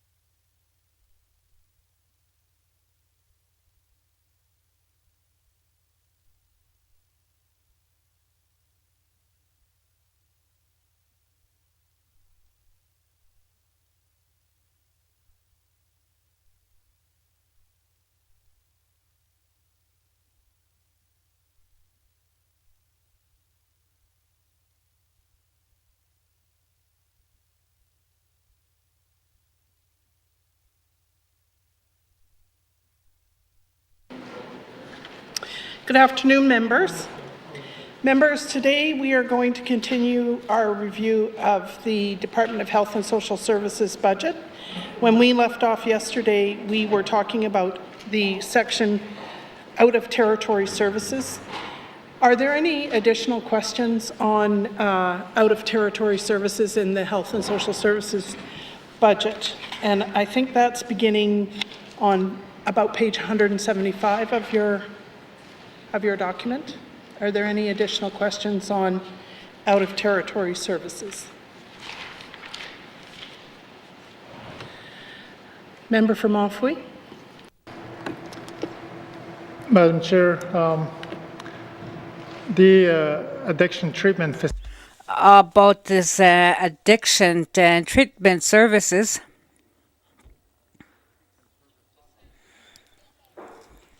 It's a hot. Okay. Okay, Sergeant at Arms, could you please escort in the witnesses?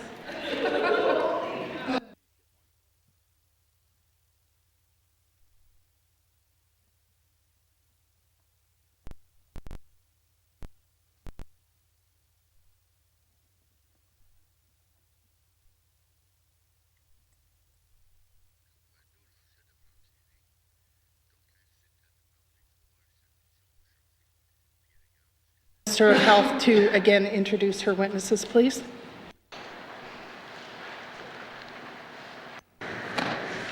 Oh. Thank you, Madam Chair. Today I have with me Deputy Minister Bruce Cooper and Ms. Madison. Thank you. Thank you, Madam Minister. I have on the speakers list member from Montfouille. Please go ahead. Merci, Madam Chair. Thank you, Madam Chair.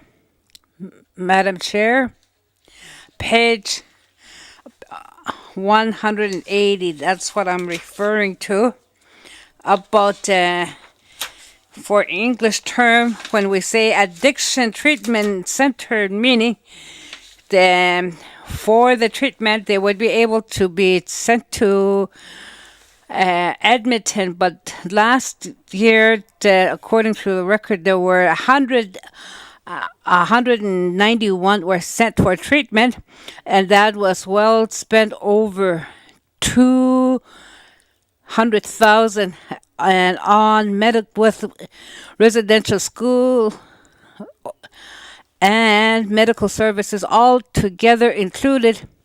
But because I don't know if it would be in the same department, I'd like to ask about that one. And sending people for treatment out of the territory. So this is it under health and social services? Would they be able to look into it again regarding that 191 people were sent out of the territory? Is it possible that they could be treated or going for treatment here in the territory, because there is on the land funding? We have a lot of elders today. They would be able to treat, and there are our leaders, our teachers, and they know how to be able to help with the treatment. But people referring to working on themselves, we are always sending them out of their territory. But let's not do it anymore. Let's have addiction and program here in the territory, and have elders working with them, and would put them in place. We know they are strong, respecting our elders, and also have aftercare program as well with it. Right now, I'd like to ask the minister, so was there ever an issue and a topic or discussion about this kind of a treatment it be put in the territory? We know how many was spent, or they know with that money that could be spent in the territory. Can the minister respond to that, please? Minister of Health. Minister of Health. Madam Chair, it addiction treatment center that's on Gunnick at going to Pond Maker. I hear where the members coming from in terms of looking at doing something closer to home, including our elders, including our residents. And right now within the department, we provide funding to all the Indigenous groups to have a on the land fund. But in terms of the addictions, and have we thought about that in the past? I'm going to ask Mr. Cooper if we've thought about that previous.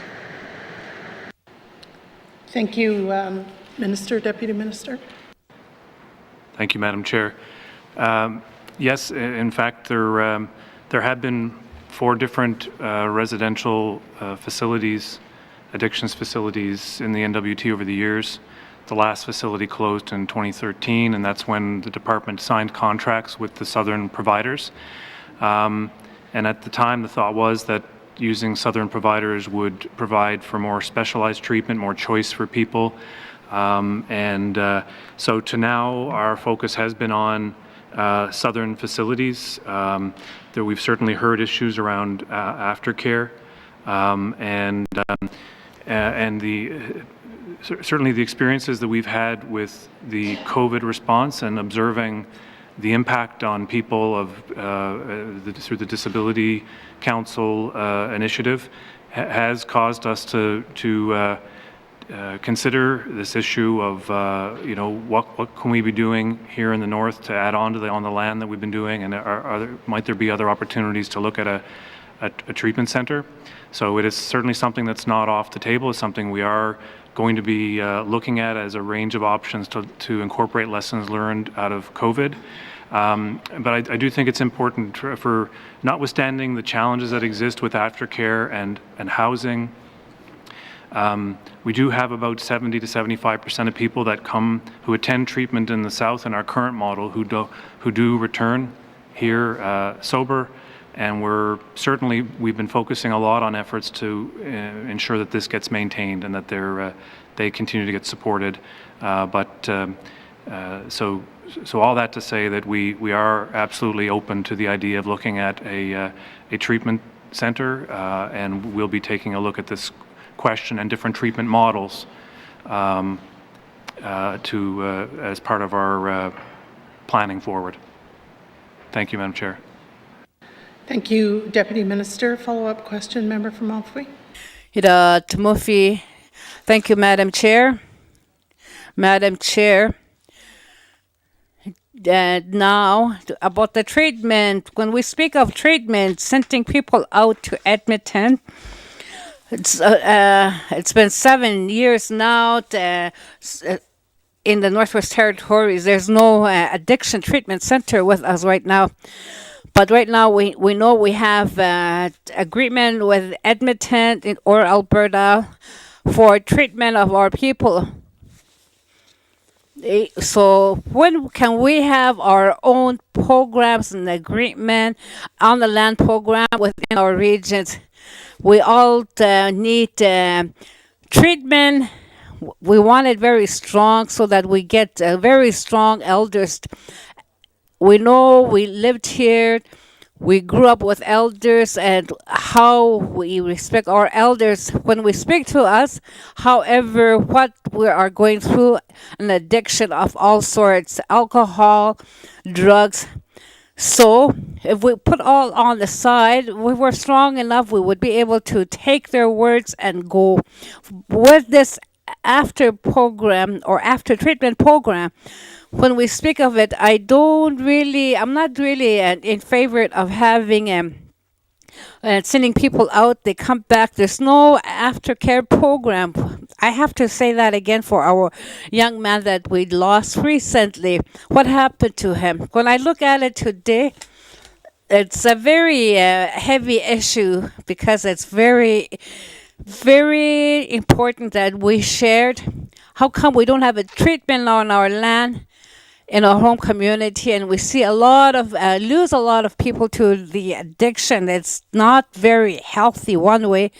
So we want, or I would like to see all the programs within our regions, on the land program is very important. If it's under them, it would be very powerful.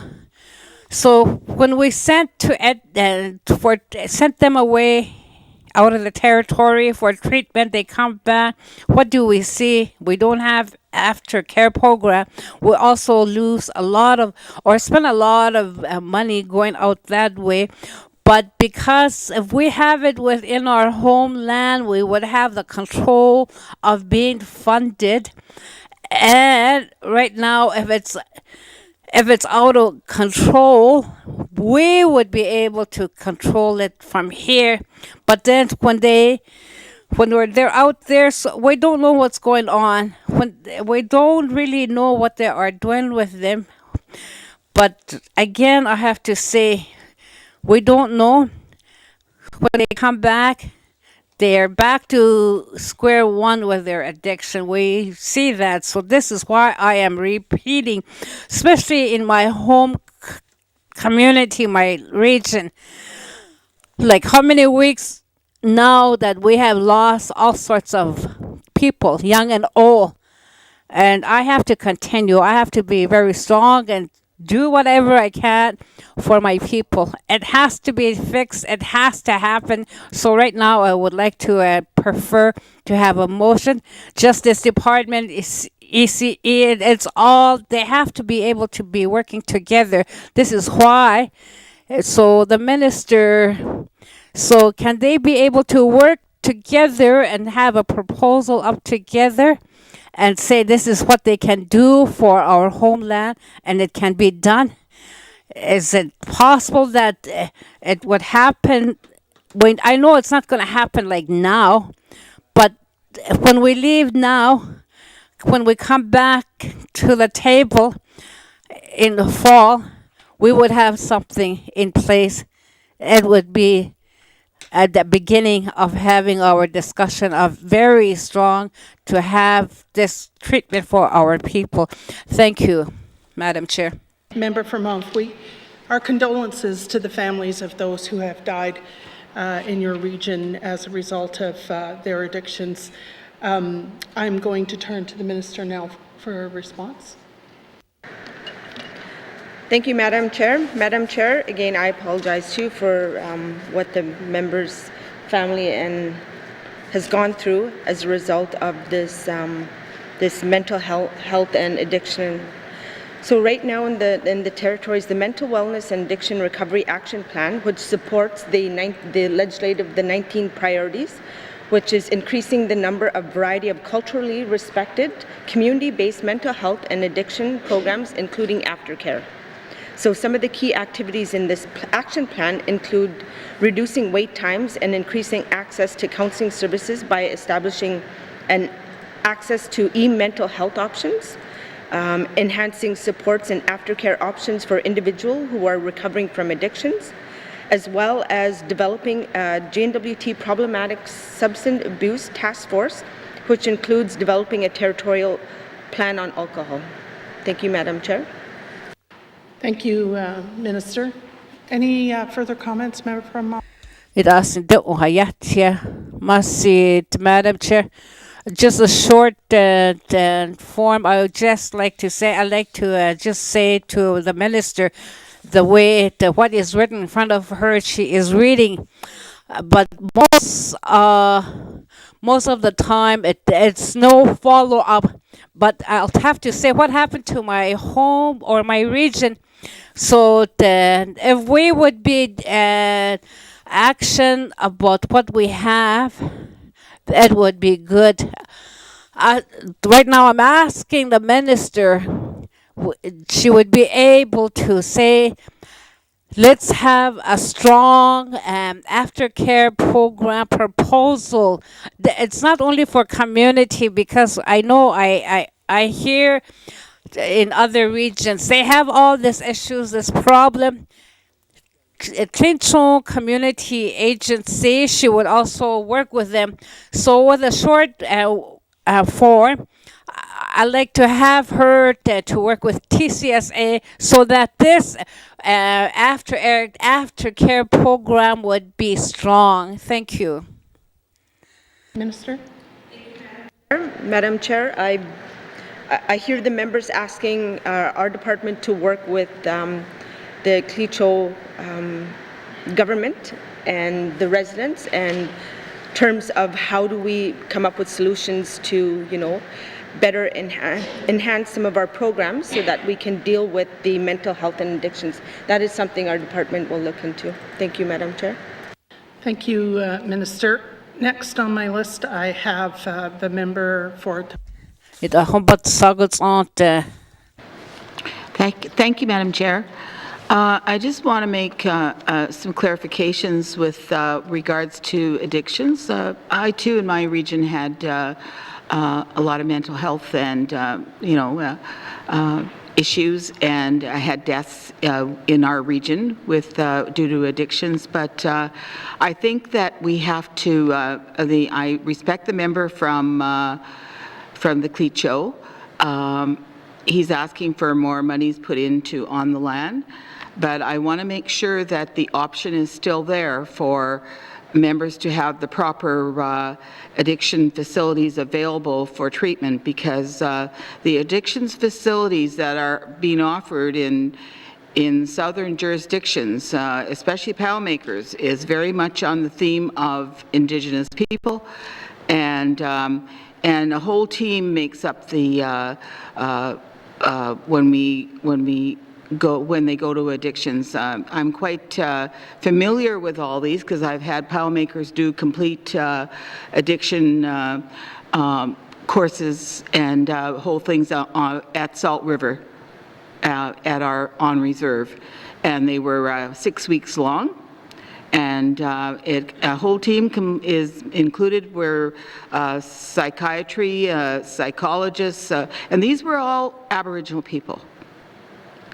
To me, it's addictions also includes getting into why what happens, why they're in this situation, and on the land is part of that for the aftercare, and I respect the Clecho member's statement. I think that on the land doesn't have enough monies allocated to it, and I think that's something that should be looked into the future. But in treatment centers, there's also most of the times most treatment centers have addiction doctors that go there, and they balance the whole thing with even with the pills and what is needed to offset some of these addiction. So these are big costs, and for the amount of money we spent, I was surprised at how little it was compared for 191 people that went, because that would have cost us much more in the long run if we, So I'm just pointing those out because I'm always about getting the best for the members of the Northwest Territories, and I want to make sure that the aftercare is also in place. I mentioned that yesterday, and just so I'd like to see you think about that, Madam Minister. And we had a great discussion on this in past times with all the Aboriginal groups, okay, about addictions. We spent a whole day on it one time with all the leaders, and it was very informative for me because, like I said earlier in my comments, that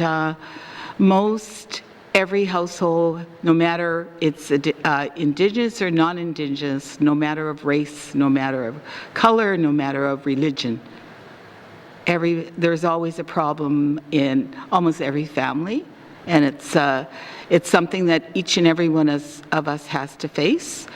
And anonymity is very important also. We live in a small territory, okay? Anonymity and privacy are some of the things that we discussed in the last couple of days.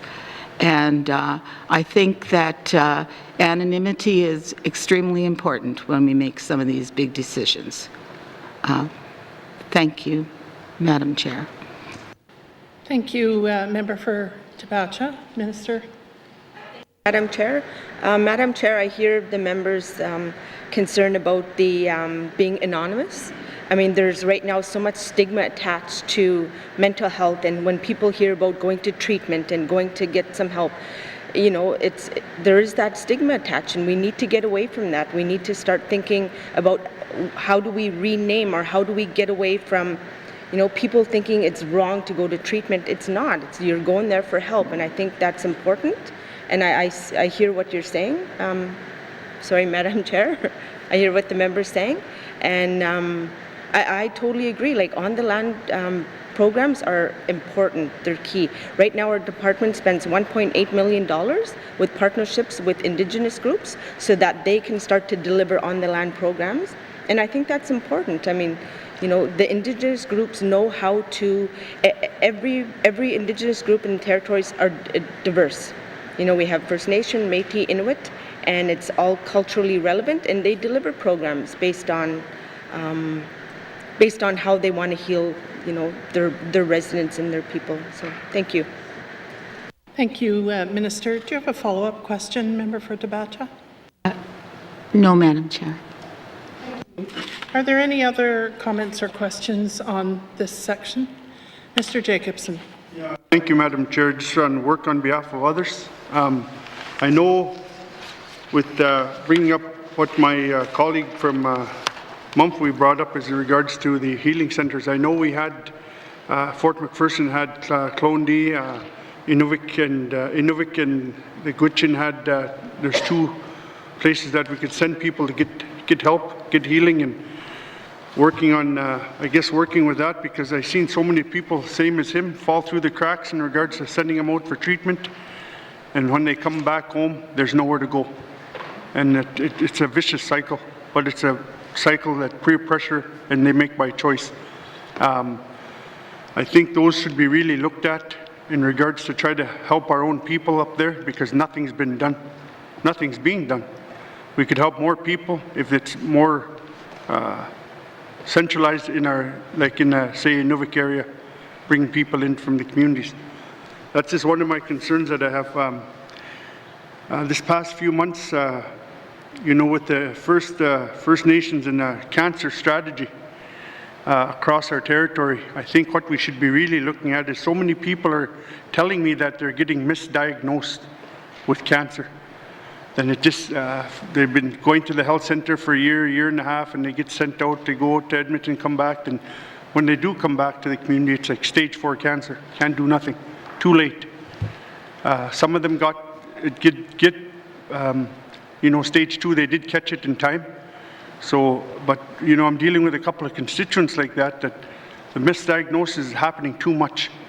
And I just want to make sure that the minister's making sure that, you know, on behalf of all our constituents that we serve, and the department, I guess out of Inuvik would be for myself, is to make sure that the following up of the heading to Cross Cancer Institute, making sure their appointments are made, especially with this COVID-19 stuff that we have going on, seeing if, just to follow through. And like this couple of weeks ago, we had one with kidney failure with misdiagnosis again.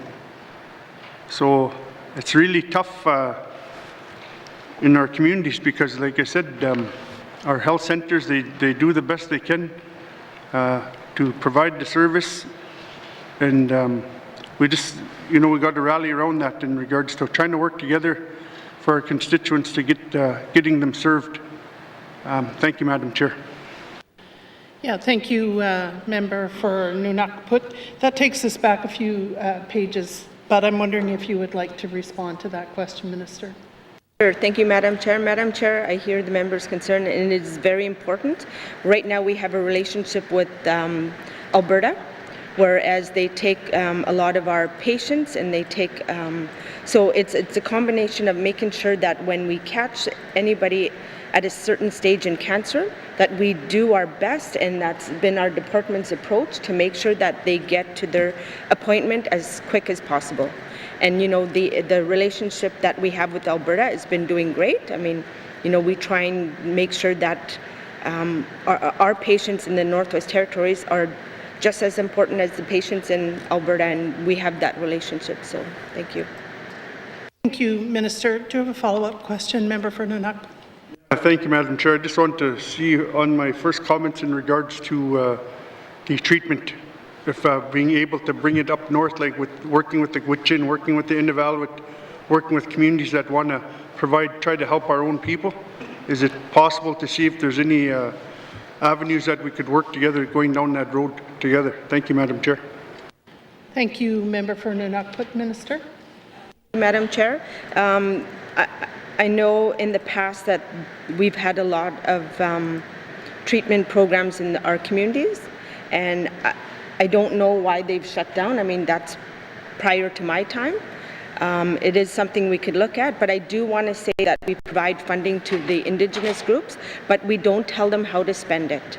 When we provide a contribution agreement with them, that's them coming up with their own plan and resources, and most times they match a lot of our dollars, and they're able to deliver programs that are relevant to them and their culture. So we do provide funding, we just don't tell them how to spend it. Thank you, Madam Chair. Thank you, Minister. Anything further, Member for Nunavut? Thank you, Madam Chair. No, I think it's time that we do start telling them in regards to try to get treatment, because they're not doing it because it's too much overhead, the cost. The startup cost is the biggest thing. Like I said, we have 2 camps up there, 3 camps potentially that closed down due to everything being sent down to Alberta. And I'm thankful for that our territorial government has a good working relationship with Alberta, and I'm happy for that people are being served on a timely basis. But I think it's time that we start taking a look at ourselves within to try to take care of ourselves and working together, not just giving them the money and pushing it aside thinking it's going to get done, but actually seeing boots on the ground, trying to do these programs as a starting point. Thank you, Madam Chair. Yeah, thank you, Member for Nunavut. That's more a comment than a question. Did you want to respond, Minister? I hear the member's comment, and I take that as a comment. Thank you. Thank you, Minister. Any further questions on this section? Member for Hay River South. Thank you, Madam Chair. And I'm on page 180. Hopefully I'm on the right page. Okay, thank you. I guess this may have been answered yesterday. I had to leave a little early, but I just want to know how many people do we have in the South under residential care right now? Thank you, Madam Chair. Thank you, Member for Hay River South. Let's see if we get the same numbers today.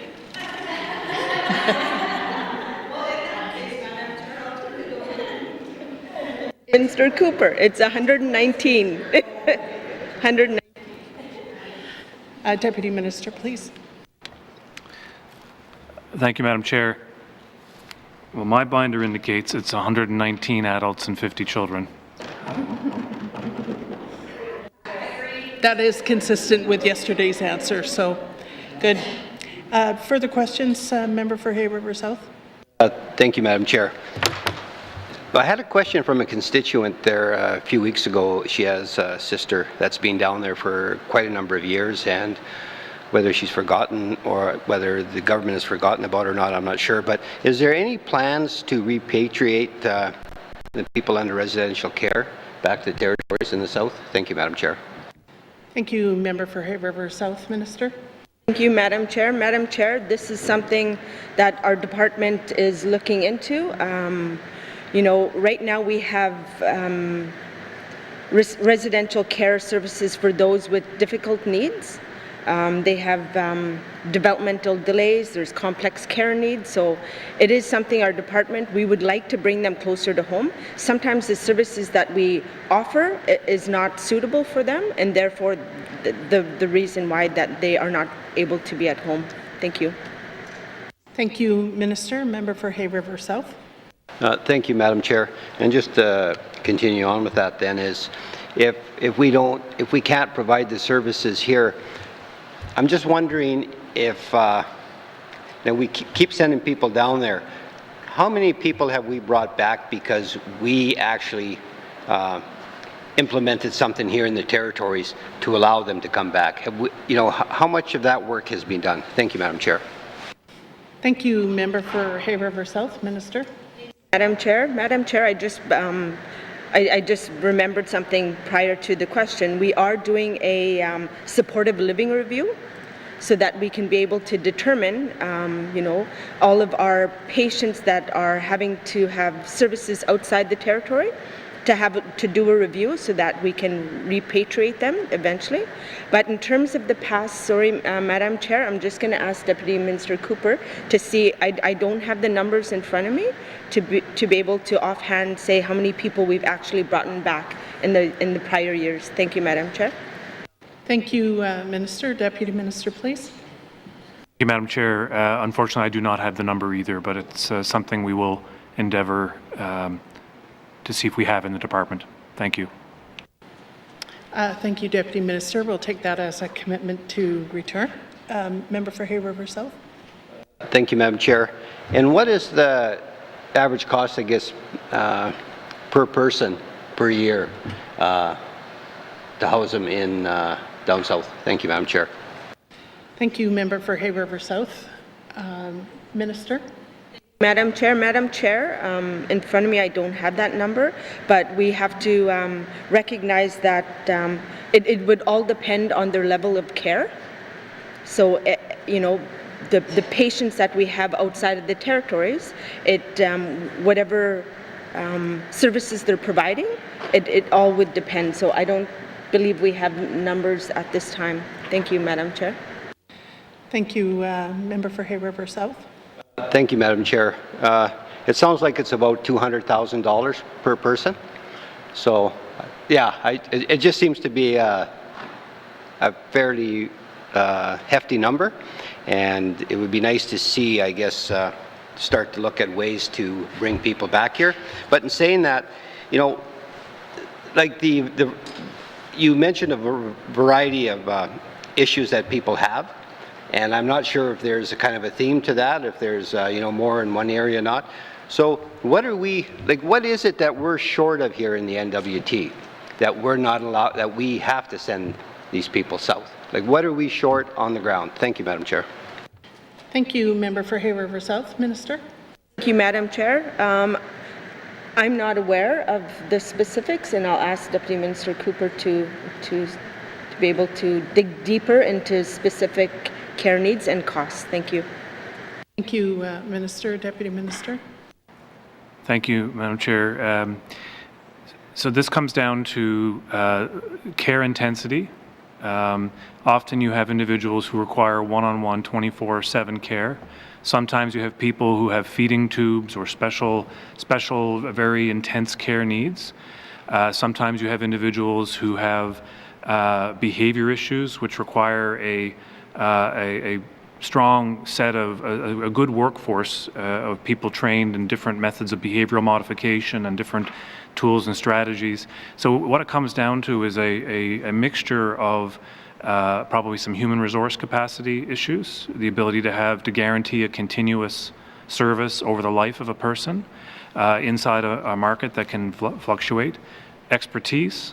Sometimes it's actually having facility with the correct equipment and to be able to provide the level of care that's required. So it really comes down to an individual case decision about when someone would be cared for in the South, and many of these arrangements are historical. They go back quite a ways, and some of them are family-based care arrangements, and where individuals with disabilities have a kinship relationship. It's their family now that they're in some ways that they're living with. So there's tangibles as I've described, and there's also some intangibles for some of the people that are there now that we expect our review will show. Thank you, Madam Chair. Thank you, Deputy Minister. Member for Hay River South. Thank you, Madam Chair. I guess next question is that you said that there are some people that have been down there for quite a number of years. So how many of those people have we lost to the Alberta healthcare system, if any? Thank you, Madam Chair. Thank you, Member for Hay River South. Minister. Thank you, Madam Chair. Madam Chair, I don't know that level of detail. However, I can look to Mr. Cooper to be able to see if he's got specific numbers on how many we have lost as a result of them going to Alberta. Thank you. Thank you, Minister. Deputy Minister, please. Thank you, Madam Chair. I mean, I confess that I'm not sure what the what lost to the healthcare system means. If it means people who have died while in Alberta, or if it means individuals who are now being cared for by Alberta. There would be none of those, because anybody that's in Alberta in an arrangement who's an N.W.T, who was an N.W.T resident, is remaining in our care while in Alberta. And if it's the former question about the lifespan or different health events that occur, I don't know the answer to that question. Thank you, Deputy Minister. Member for Hay River South. Thank you, Madam Chair. And my understanding as well is that with dementia, we have facilities here in Yellowknife to place people, but we don't really have any facilities outside Yellowknife with the proper care, and we send people to Alberta. Is there any, can you give me an indication if this government's looking to expand that type of care outside Yellowknife? As an example would be Hay River. We have a building that's going to be available, and I just want to get an indication of that's something that this government would be looking at. Thank you, Madam Chair. Thank you, Member for Hay River South. Minister. Thank you, Madam Chair. And I'm smiling at the member, but this is, we do provide dementia care throughout the Northwest Territories in our facilities. So thank you. Thank you, Minister. Anything further? Last question, Member for Hay River South. Further. Thank you. Okay. Thank you, Member for Hay River South. Are there any other comments on page 180, out of territory services? If there are no further questions, then on page 180, I'm going to call the page. Out of territory services operations expenditure summary 2020-2021 main estimates $73,528,000. Does the committee agree? Thank you, committee. Next, we're going to look at funding allocated to health and social services authorities, beginning on page 185. Are there questions on this page? No, you know what? No, something has gone wrong. Double-sided page.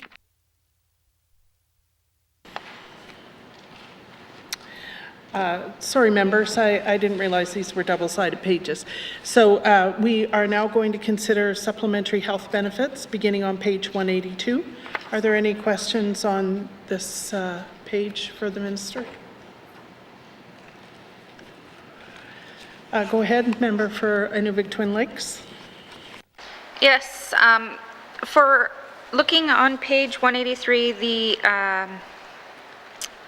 extended health benefits, can the minister explain how this year they expect it to be less than previous years? Thank you, Madam Chair. Thank you, member for Inuvik Twin Lakes. Minister.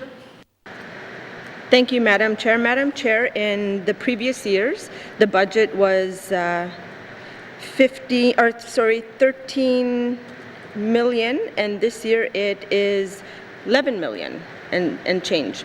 The reason for the decrease is we got one-time funding in the prior year, and given that one-time funding was for us to do a supplementary benefits program review. So that's what our department is working on right now. So in prior years it was 13, and now we're back down to 11 as we're doing our review. Thank you. Thank you, Minister. Member for Inuvik Twin Lakes. Thank you, Madam Chair. So just to clarify, in 2018-19 we had 13 million, in 2019-2020 we had 13.1, almost 0.2 million, and now we're going down $2 million almost, and it was $2 million a year for a review. Thank you, Madam Chair. Thank you, member for Inuvik Twin Lakes. Minister. Thank you, Madam Chair. So in the prior years, we're able to do supplementary appropriations to be able to address any growth. So that's why it's been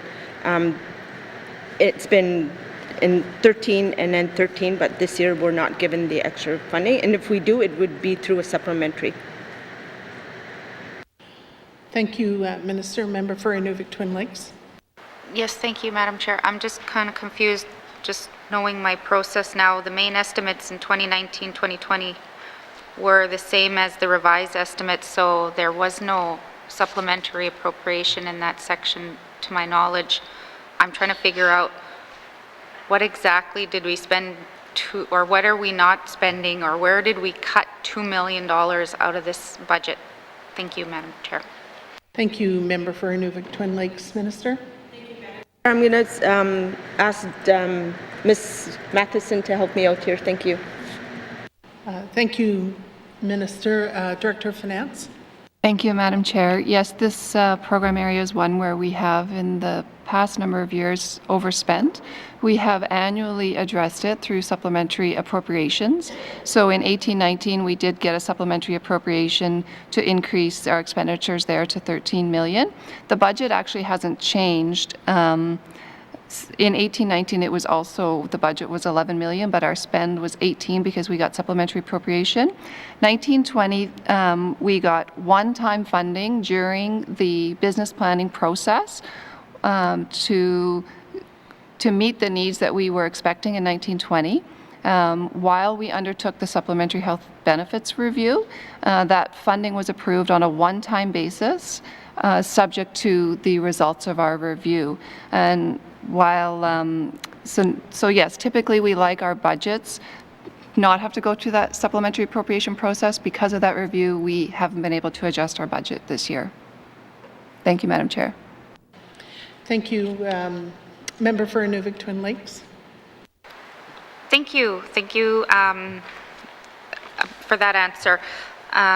So are we, so with that answer, with us sitting there with 11.4 and we don't have the extra funding this year, and just what was given to me was 2018-19 was 18 million. So is this budget, we're looking at probably a $6 to $7 million difference, so it's not, so that's what we need to be looking at for this next year. Or I'm just trying to, it's not actual. Thank you, Madam Chair. Thank you, Member for Inuvik Twin Lakes. Minister. Thank you, Madam Chair. Madam Chair, the program is demand-based. As well, the actuals will fluctuate from year to year based on the benefits that we provide to clients. Thank you, Madam Chair. Thank you, Minister. Member for Inuvik Twin Lakes. I'll move on to the next section. The medical travel benefits. So we've got 19 and then 15. Is this the 15 million for medical travel benefits? Do we expect this to, is this just for non-government travel benefit, medical travel benefits? Thank you. Thank you, Member for Inuvik Twin Lakes. Minister. Madam Chair, the medical travel program is complex. Right now, if a patient in the Northwest Territories does not have any insurance or any way to cover their medical transportation, this is something that our department covers. However, if you're an employee of the N.W.T and you require some medical travel, then there is, the benefits will come through human resources. Thank you, Madam Chair. Thank you, Minister. Member for Inuvik Twin Lakes. Thank you. So under this medical travel benefit, I know that we have contracts, and does that fall under this budget? Am I, just to clarify, so like for Larga and for Vital Able and for the different homes, does that fall under this chunk of money? Thank you. Thank you, Member for Inuvik Twin Lakes. Minister. Thank you, Madam Chair. I'm looking to my colleagues and they're nodding yes, so it does include. Thank you. Thank you, Minister. Member for Inuvik Twin Lakes. Thank you. So just to touch on here, I would like to know, Since it falls under here and now that we're sitting under this, there has been a lot of concerns raised with medical travel and some of the places where they have to stay where there's not enough food for some of the residents that have gotten complaints.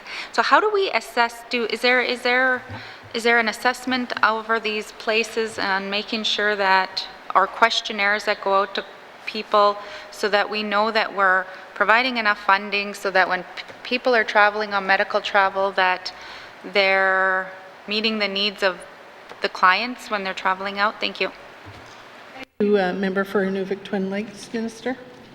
Thank you, Madam Chair. I hear the member's concern.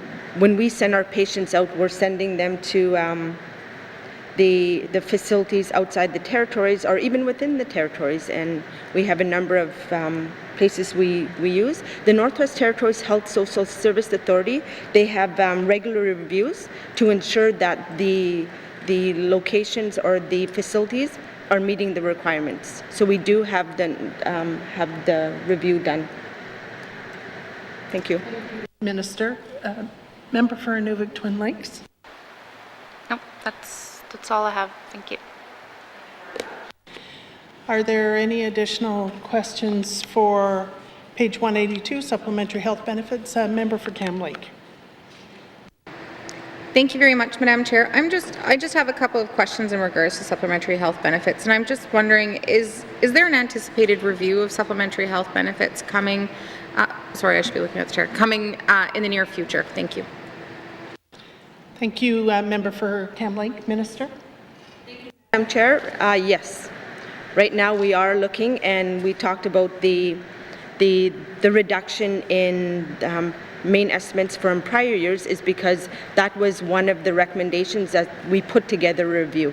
So we're doing that now. We have our Committee on Child and Family Services, and we are looking at that, and that is something we will bring forward to AOC. Thank you, and we're planning a time to review that. Thank you. Thank you, Minister. Member for Cam Lake. Very much, Madam Chair. Would the Minister be able to speak a little to the scope that they have planned for that review and what the anticipated cost of that will be? Thank you. Thank you, Member for Cam Lake. Minister. Thank you, Madam Chair. Madam Chair, there are a number of things we're looking at within the review, mostly to save costs. I mean, you look at supplementary health benefits and the amount of money we spend on a yearly basis, it is quite high. So it is something that our department is doing a review so that we can look at whether or if there's some areas that we can prove on cost savings. I mean, you know, we're doing our budget review now and it's $500 million. And if there are areas that we can have a review done so that we can save some costs, absolutely. So this is one of the things that we're doing, and it's in progress. But our plan is to have this table by the end of this assembly. Thank you, or this session. Sorry. Okay. Thank you, Minister. Member for Cam Lake. Thank you very much, Madam Chair. Does this review solely look at the cost of supplementary health benefits, or does it also take into consideration like the cost of preventative care and the long-term effects of actually being able to save money by spending money on people here and being able to ensure that they have access to supplementary health benefits that they ultimately need and that pay for itself long-term down the road? Thank you. Thank you, Member for Cam Lake. Minister. Madam Chair, that's there are a number of things we're looking at. It's not just cost, and when I bring it to AOC, I think there will be that further discussion because we're doing this in stages, and stage one is we're using internal resources to be able to get this started, and you know, coming back to AOC, be able to get that feedback so that we can ensure that when we do this review that it takes into consideration some feedback. Thank you. Thank you, Minister. Member for Cam Lake. I'm good, thank you. Member for Cam Lake. Any further questions on page 182, supplementary health benefits? Seeing none, I'm going to call this page Supplementary Health Benefits Operations Expenditure Summary 2020-2021 Main Estimates, $30,009,000. Does committee agree? Thank you, Committee. We'll now turn to the information items that begin on page 185.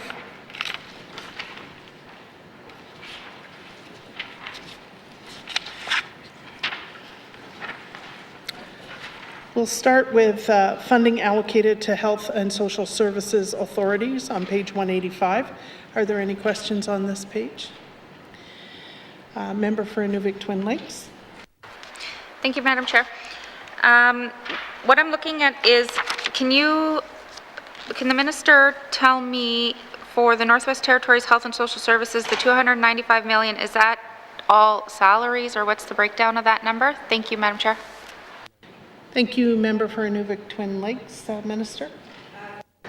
Thank you, Madam Chair. I'm going to turn this one over to Ms. Matheson to provide the details as I shuffle through papers. Thank you, Madam Chair. Thank you, Minister. Director of Finance. Thank you, Madam Chair. That is for salaries and operational expense. It's pretty much a accumulation of all the expenditures throughout the document that we've looked at under grants and contributions that are going to the authorities for all the various programs. Thank you, Madam Chair.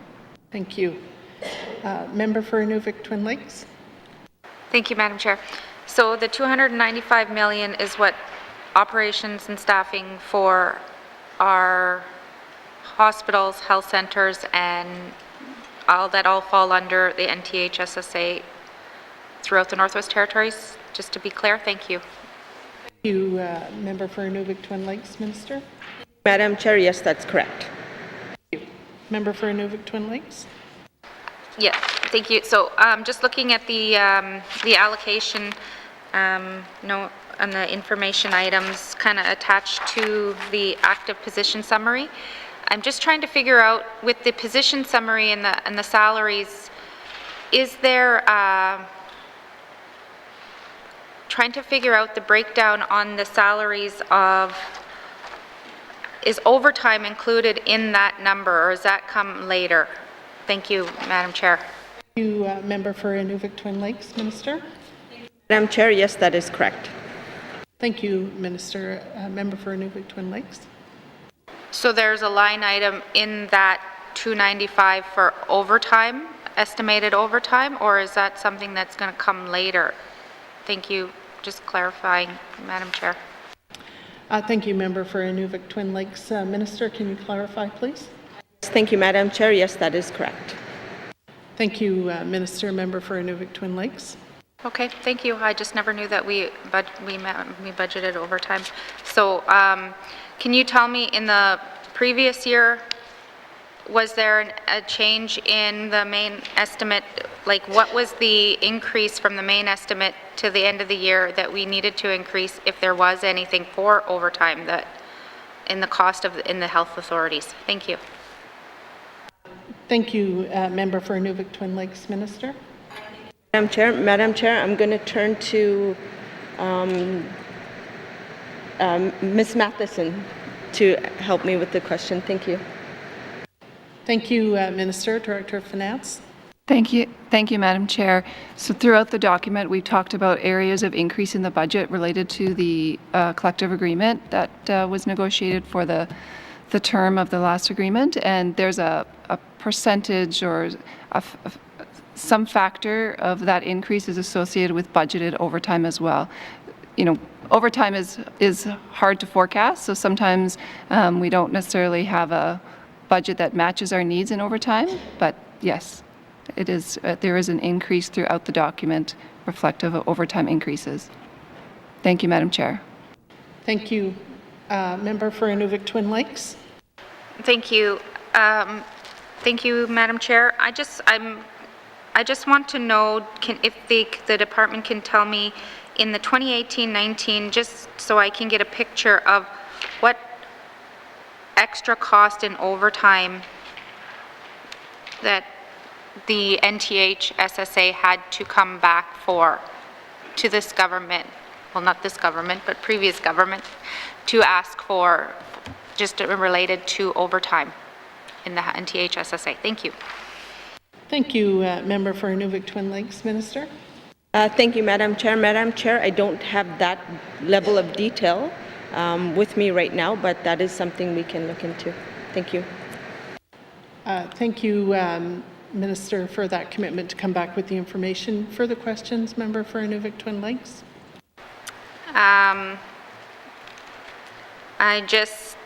This is something that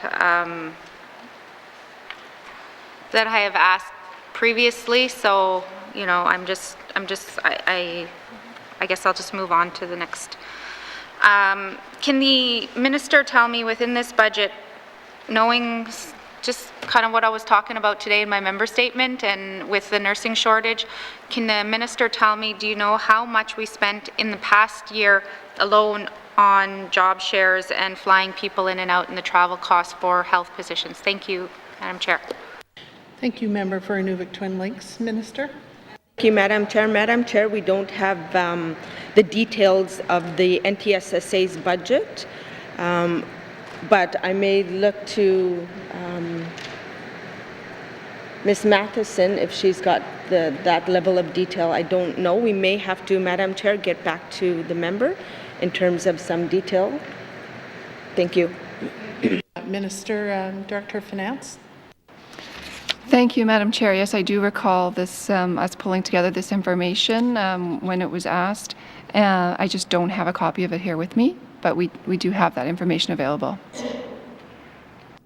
Thank you, Director of Finance. Member for Inuvik Twin Lakes, your time has expired. Do you need to be put back on the list?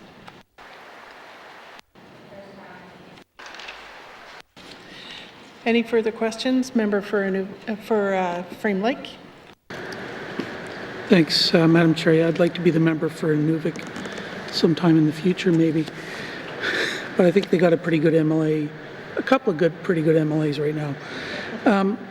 I'm looking at the 2018-19 annual report for NTHSSA. The accumulated deficit is $100 million. I'm just wondering if someone can tell me what the accumulated deficit is now for the authority. Thanks, thanks, Madam Chair. Thank you, member for Frame Lake. Minister? Madam Chair, there was a number that was shopped around previously in March when I met with AOC, and I want to make sure that the number is accurate.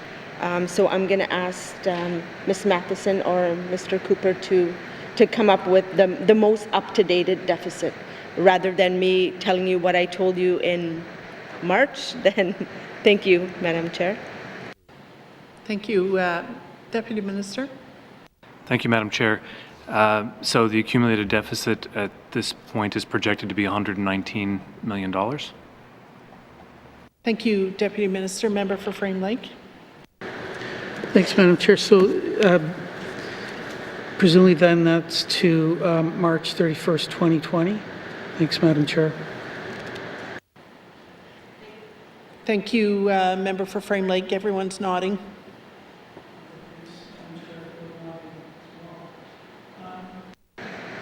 So what is the plan to deal with this deficit? I don't blame anybody in this room for that. This is an issue of chronic underfunding of our healthcare system. And so is there a plan to deal with this deficit over the long term? And yeah, thanks, Madam Chair. Thank you, member for Frame Lake. Minister? Thank you, Madam Chair. Madam Chair, that is the intent. Is we are going back to the health authorities to ask them to come back with a debt recovery plan, and we are hoping that some of the reviews that we're doing and some of the things that we're doing right now that can help reduce some of the deficit. But that is the plan with all the different health authorities, is to go back and come back to our department with a debt recovery plan. Thank you. Thank you, Minister. Member for Frame Lake. Thanks, Madam Chair, and thanks to the Minister. I guess I'll be kind of clear here. I don't want the deficit done on the backs of our citizens. I don't want to see people lined up in the hallways waiting for health care and so on. Bringing the idea of health system transformation was that we could find some efficiencies. I'm all for efficiencies, but I just don't know how the health authorities the health authority can make up this kind of deficit over a short period of time. We need more money spent on health care. We all know that. And I don't know whether there's opportunities to get money from the federal government or wherever, but can the minister just talk a little bit more about where the expectation is that these funds are going to be found? Thanks, Madam Chair. Thank you, Member for Frame Lake. Minister. Thank you, Madam Chair. We are hoping that our plan will identify areas of areas where we are underfunding and where areas that we can improve. So the plan is not to provide adequate services. That's never going to be our intent. But if we can find ways to, like, you look at the COVID virus right now, and some of the ways that our department is increasing efficiencies. We're doing healthcare through virtual care. We're doing through telehealth. We're doing through, so, there are, areas for improvement that we can reduce some of the budget. So this is something that our department will look at as a result of the COVID-19 and, how we have cost saved. Right now, we are going to the federal government, and everything that's related to whatever COVID in our department, we are getting federal funding for. So I'm not saying our budget's going to decrease next year, but it's just ways we're trying to find efficiencies, and this is just one of many ways that we can look at. Thank you, Madam Chair. Thank you, Minister. Member for Frame Lake. Thanks, Madam Chair, and thanks to the Minister for that. Can the Minister tell us when this plan is going to be ready and if it can be shared with MLAs even in a draft form? Thanks, Madam Chair. Thank you, Member for Frame Lake. Minister. Madam Chair, sorry, can I ask what he wants shared? The member asked if you could speak to the timing of the plan being completed and whether it would be shared with regular MLAs.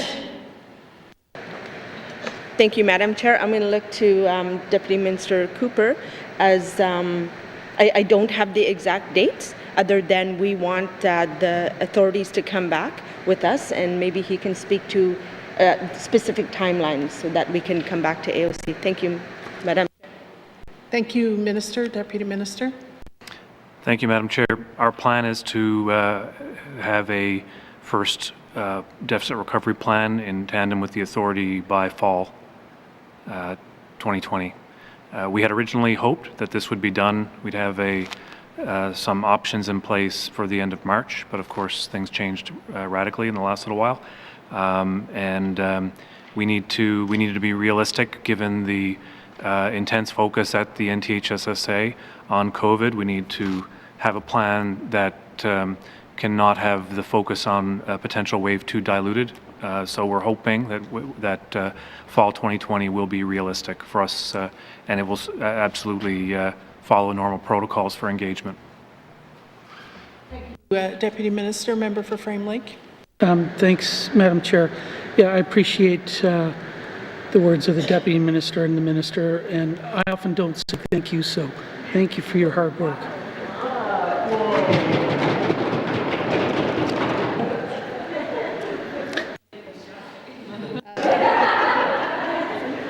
No,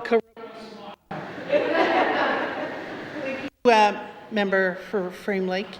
Are there any other questions on this page, funding allocated to Health and Social Services authorities? Yes, member for Tabacha. So I just want to ask a couple of questions on page 185. The $295 million, I'd like the allocations in detail. You don't have to give it to me today, but I would like to do that. There's a couple of things that I'm concerned about with some of the answers from the minister, and that is going back to the communities and regional health authorities to try and cut budgets.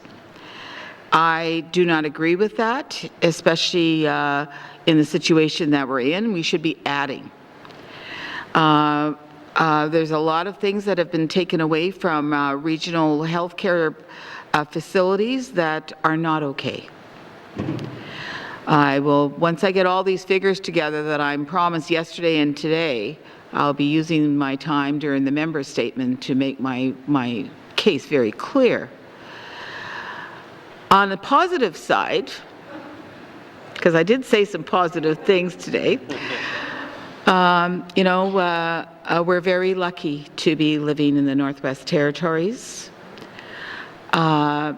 Not only in at the local healthcare system and the Stanton one, and also with my recent illness with cross cancer. The care that I got, you can only get in Canada. It was incredible, and the people on the front line are there to make sure that we are served properly. And you know, it's easy to sit here and it's hard to criticize, but sometimes, you know, we have to give those bouquets to the people that really count. And the care that we get is exceptional. And I want to thank all those who work the front lines, because they're special people. And with that, I'm just thank you, Madam Chair.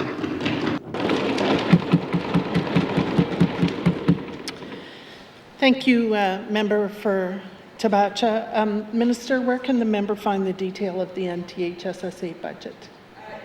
Thank you, Madam Chair. Madam Chair, we will request the authorities to provide us detailed budgets, and then we will share that with the member. Thank you. Thank you, Minister. Further questions on this area? Member for Hay River South. Thank you, Madam Chair. Just a question on page 185 with respect to the Hay River Health and Social Services Authority. We see an increase of $1.542 million. Can you give me an explanation on that? Thank you, Madam Chair. Thank you, Member for Hay River South. Minister. Thank you, Madam Chair. Madam Chair, I'm looking at my paper, and it says that it's from other revenues, but I'm just going to get clarification from Ms. Matheson. Thank you. Minister, Director of Finance. Thank you, Madam Chair. The bulk of that is for the increase in the collective agreement that was newly negotiated. Thank you. Thank you. Member for Hay River South. No further questions. Thank you. Thank you, Member for Hay River South. Are there any further questions? I see the member for Inuvik Twin Lakes would like to have a second round. Let's give it to her because it's Friday. I'm just going to ask these two questions just in regards to the budget. Can the minister provide figures on paid overtime, just so we can get a picture of what we pay in overtime in the health authority from 2018-19, if we don't have the calculations from 2019-2020? Thank you. Thank you, Member for Inuvik Twin Lakes. Minister, do you have that detail available?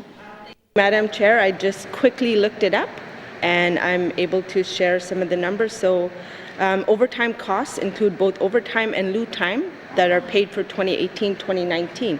And the Department of Health and Social Services has paid $143,000 and change. The Northwest Territories Health Social Service Authority has paid $8,629,000 and change.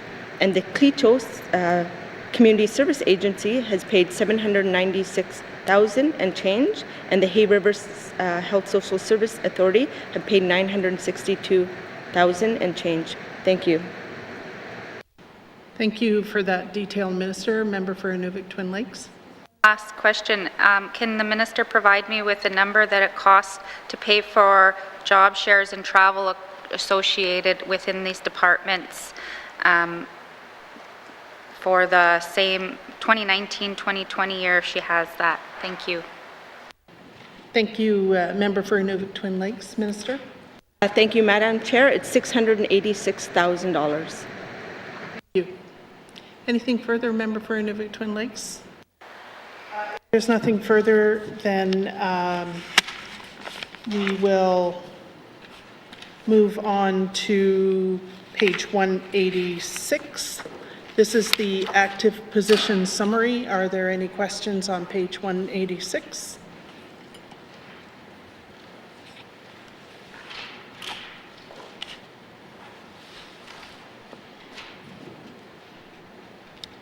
Member for Cam Lake.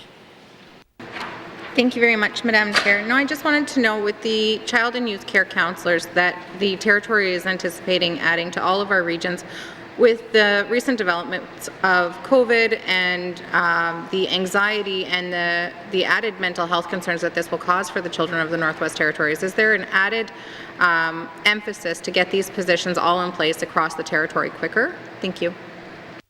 Thank you, Member for Cam Lake. Minister. Thank you, Madam Chair. Other than we are actively recruiting, I don't know anything further, but I can look to Deputy Minister Cooper to see what the impacts would be, because I mean, I hear what the member's saying. Thank you, Madam Chair. Thank you, Minister. Deputy Minister. Thank you, Madam Chair. It is still our plan to advance with the 4-year child youth care counselor rollout. We're just finished year 2. We're at the beginning of year 3, and I believe the plan is for the needs for year 3 for rollout will be considered as part of the supplementary appropriations review process. Thank you, Deputy Minister. Member for Cam Lake. Thank you very much, Madam Chair. Should the minister hear from her colleague from the Department of Education that there is substantial concerns coming out of schools about kids really struggling with kind of the new COVID world, is the department willing to speed up the process of putting the child and youth care counselors into schools across the Territory? Thank you. Member for Cam Lake. Minister. Madam Chair, when we initiated that program, or the project, we did it in a phased approach. So right now we're in a phase where we're looking at expanding by region, and you know, we've heard a lot of positive feedback. It's a partnership with the Education, Culture and Employment and the Health, where you know we're providing some funding, but the Department of Education, Culture and Employment and the schools are able to utilize extra supports. However, we are ensuring that children are getting good services, and you know, it also includes virtual options. Thank you, Madam Chair. Thank you, Minister. Are there any further questions on page 186? Seeing none, we'll now move to page 187, lease commitments. Are there any questions on this information item?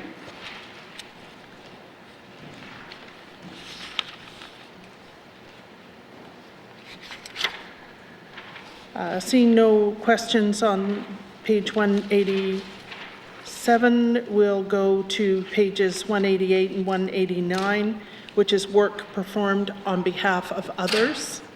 Pages 188 and 189, are there any questions on these pages?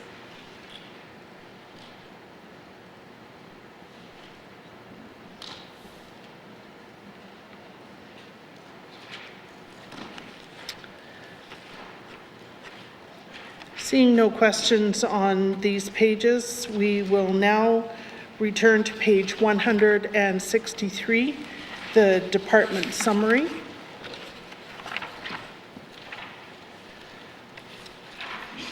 I'm going to call the page. Member for Frame Lake. Thanks, Madam Chair. Sorry, I have one quick question I'd like to know, ask the Minister about.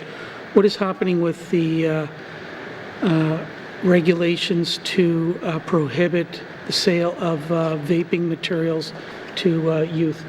I'm sure the COVID stuff has kind of maybe put a delay in that, but it was a very, very important issue when the changes to the smoking legislation was brought forward in the last assembly, and I think it's something that we have to deal with, and we still need to deal with quickly. So can I get an update from the Minister? Thanks, Madam Chair. Thank you, Member for Frame Lake. Minister. Madam Chair, the vaping regulations came into effect end of March, so our department is still looking forward to move and consultations regarding banning the vaping flavors at a later date. So we do have to go out and consult, and that's where we're at right now. We had planned for the end of March, however, COVID interrupted. Thank you.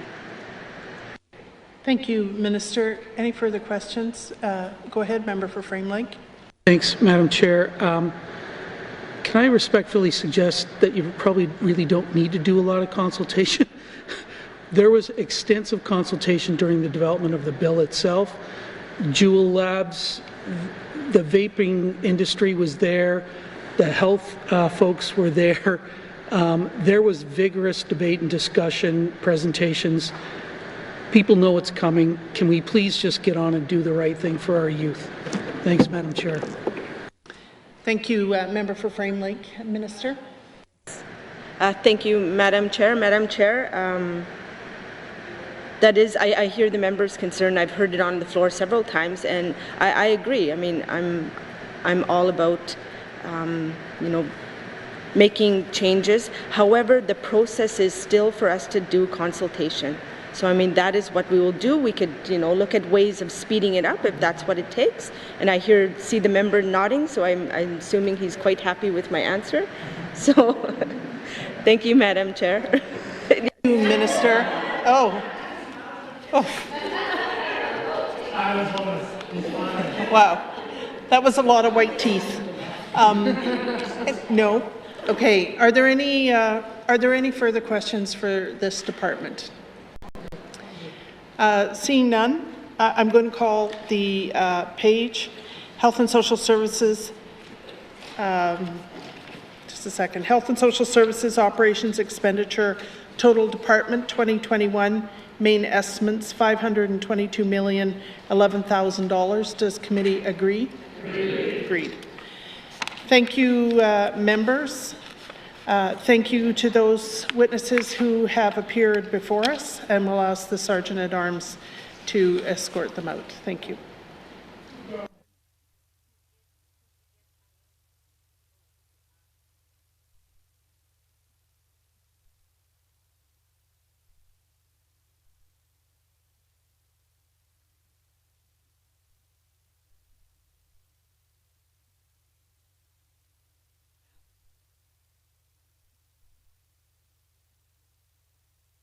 Members, order. What is the wish of committee, Mr. Norn? Madam Chair, I move that this committee defer further consideration of the estimates for the Department of Health and Social Services. Health and Social Services at this time. Madam Chair. Mr. Norn, I don't think that's possible. We just passed this budget, this department. My mistake. I was having this. Sorry, Madam Chair. I move that we rise and report progress. Yes. Thank you. The motion is in order. The motion is non-debatable. All those in favour? Are any opposed? Thank you, members. The motion is carried. I will now rise and report progress.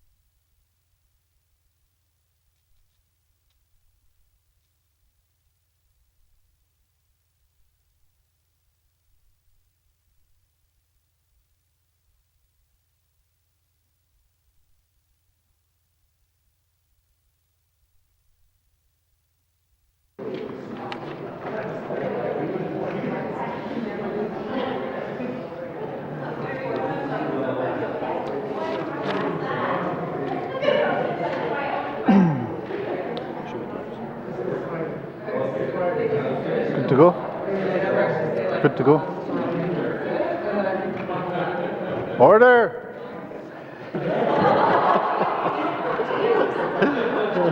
May I have the report of the Committee of the Whole, please, Mrs. Member for Yellowknife Centre. Thank you, Mr. Chair. Mr. Chair, your committee has been considering tabled document 30-19 brackets 2, main estimates 2020-2021, and we have completed the review of the Department of Health, and we need to pass a motion to say that we're done with this. And I recommend it be concurred with. Sorry, I'm a bit short on details.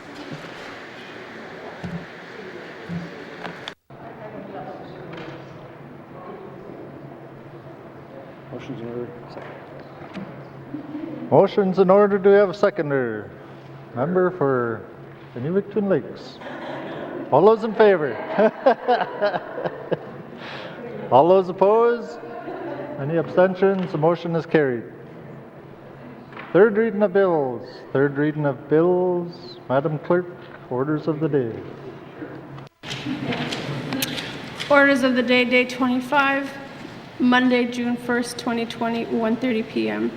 Prayer, minister statement, member statements, recognition of visitors in the gallery, returns to oral questions, acknowledgements, oral questions, returns to written questions, replies to commissioners' address, petitions, reports to committees on the review of bills, reports of standing and special committees, tabling of documents, notices of motion, motions, notices of motion for first reading of bills, second reading of bills, consideration of committee of the whole bills and other matters, TD 30-19 brackets 2, Bill 6.